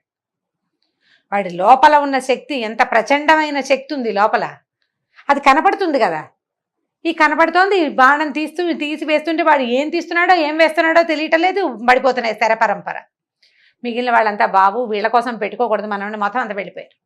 వీళ్ళిద్దరూ మాత్రం మిగిలారు. ఎప్పుడైతే వీళ్ళు ప్రత్యక్ష యుద్ధానికి పూనుకున్నారో అమ్మవారు వచ్చి ఆకాశ మార్గంలో నిలబడి చూస్తోందట పైనుంచి. దేవతలందరూ పైనుంచి చూస్తున్నారు. పరాశక్తి తన అనుగ్రహాన్ని ఒకడి మీద ప్రసరింపజేస్తే వాడిని వాడిని ఎలా ఈవిడ హ్యాండిల్ చేస్తుందో చూడాలనుకుంటున్నారు. అమ్మవారి అనుగ్రహం ఎట్లా ఉంటుంది అని ఆవిడ పైన నిలబడి చూస్తోంది. దేవతలంతా చూస్తున్నారు. యుద్ధం జరుగుతోంది. సడన్గా అమ్మవారి వైపు నుంచే 2 బాణాలు వచ్చి ఈ యుధాజిత్తుకి శత్రుజిత్తుకి తగిలినాయి. ఇతను యుద్ధం ఆపుతున్నాడు కానీ వాళ్ళని చంపే ఉద్దేశంలో లేడు. ఎందుకంటే అతను కోరుకోలేదు వీళ్ళని చంపైనా ఈ అమ్మాయిని తీసుకోవాలనుకోవటల్లా. చంపడం అసలు అతని ఉద్దేశం కానే కాదు, కేవలం యుద్ధం చేస్తున్నాడు అంతే. దాంతో వాళ్ళిద్దరూ పడిపోయారు. పడిపోగానే ఈ కాశీరాజు ఆ వచ్చిన సైనికులు అందరూ ఈ ఆకాశ మార్గంలో కనపడుతున్న అమ్మవారిని చూసేశారు. అందరూ ప్రత్యక్ష నేత్రంతో చూశారు. ఇక అసలు జయధ్వానాలు మిన్ను ముట్టిపోయినాయి. ఒక కుర్రాడు తల్లి తప్పిస్తే రెండో సహాయం లేకుండా ఇలా ఆశ్రమంలో తలదాచుకున్నవాడు ఇట్లాంటి శక్తిని ఇంతమందికి చూపించగలిగేంత మంత్రజపం చేశాడంటే అది సామాన్యమైన విషయం కాదు కదా. అందరూ వేణేళ్ళు పొగిడారట. పైనుంచి దేవదుందుబులు మోగినాయి, పుష్పవృష్టి కురిసింది అతని మీద. అప్పుడు ఈ కాశీరాజు కనపడిన పరాంబికకి దండం పెట్టాడమ్మా, ఇక్కడ వచ్చి నువ్వు చేసిన యుద్ధాన్ని ప్రత్యక్షంగా చూసాను, నీ నుంచి వచ్చిన బాణాలే వీళ్ళని సంహరించాయి, ఇదంతా నీ వల్లే జరిగింది, కాశీరాజ్యంలో సుస్థిరంగా ఉండిపో, నా దగ్గర నుంచి నన్ను వదిలిపెట్టి వెళ్ళొద్దమ్మా అని అడిగేటాయన. అడిగితే ఆవిడ కాశీరాజ్యంలో తను ఉండడానికి ఒప్పుకుంది. అమ్మవారు ఆనాడు చేసిన యుద్ధానికి ప్రతీకగానే అంబికా ఆలయం ఒకటి కాశీలో ఏర్పడిందట. ఇప్పుడు అయోధ్య నగరానికి రాజైన శత్రుంజయుడు మరణించాడు, తాత సపోర్టు పోయింది. ఇప్పుడు ఆ 2 నగరాలు ఎవరివి? గెలిచిన వాడిది. సుదర్శనుడు తన తల్లిని భార్యని తీసుకుని అయోధ్య నగరానికి బయలుదేరి అంబికని తనతోటి రమ్మని అడిగాడు. అయోధ్యలో కూడా నీ పీఠాన్ని ఏర్పరచు, నువ్వు నాతో పాటు ఉండమని. అప్పుడు ఇక్కడ అంబికా పీఠం ఏర్పడ్డాక ఇతనితో పాటు అమ్మవారు అయోధ్య నగరానికి కూడా వెళ్ళి అక్కడ కూడా అమ్మవారి పీఠం ఏర్పడింది. ఈ అయోధ్య కాశీ ఇవి 2 కూడా అమ్మవారి తాలూకు ప్రత్యక్ష నిదర్శనాలు. ఆమె అక్కడ నివసించింది అని చెప్పడానికి దేవి భాగవతమే సాక్ష్యం. ఇక్కడ అంబికాదేవిగా కదండి, అంబికే. కాశీలోనూ అంబికాదేవి, అయోధ్యలోనూ అంబికే. అంబికా రూపంతో వెలిసింది. ఆ తర్వాత సుదర్శనుడు తన రాజ్యానికి వెళ్ళిపోయాడు. తన తల్లి పినతల్లితో సహా భార్య శశికళతో కలిసి చాలా కాలం పాటు అయోధ్య నగరానికి రాజుగా ఉన్నాడు. చాలా గొప్ప పేరు తెచ్చుకున్నాడు. కామరాజ బీజం అంత పనిచేస్తుంది. అక్షరాన్ని సజావుగా పలకటం వల్ల దానికి ఉన్న శక్తి మనకి తోడుగా నిలుస్తుంది. అందుకని ఒత్తులు మానేయద్దు. హల్లులు పొల్లులు ఓకారాలు ఏవి ఎలా అనాలో అట్లా తప్పకుండా అనాలి. లాకి అళాకి తేడా తెలుసుకోవాలి. ఏ ఒత్తు ఎక్కడ పెట్టాలో అక్కడ ఖచ్చితంగా పెట్టాలి. విసర్గలు ఉన్న అక్షరాలని పదాలని విసర్గతోటే పలకాలి. సరిగ్గా పలికితే సరి అయిన శబ్దం కనుక ఆ అక్షరంలో నుంచి వస్తే దాని పవరు, దాని తాలూకు పాజిటివ్ ఎనర్జీ మనతో పాటు ఉంటుంది. దానికి తార్కాణమే ఈ కామరాజ బీజపు కథ, సుదర్శన శశికళుల కథ. ఈ సుదర్శనుడి కథ దేవి భాగవతంలోనే చెప్పబడింది. చక్కటి కథ, దసరా రోజుల్లో తలుచుకోవాల్సిందన్నమాట. అద్భుతం. చాలా చాలా చాలా అండి, చాలా బాగుంది కథ కూడాను. మీరు చెప్పినట్లుగా ఒత్తులు పొల్లులు ఎక్కడ పెట్టాలో అక్కడ పెట్టి పలకాలి.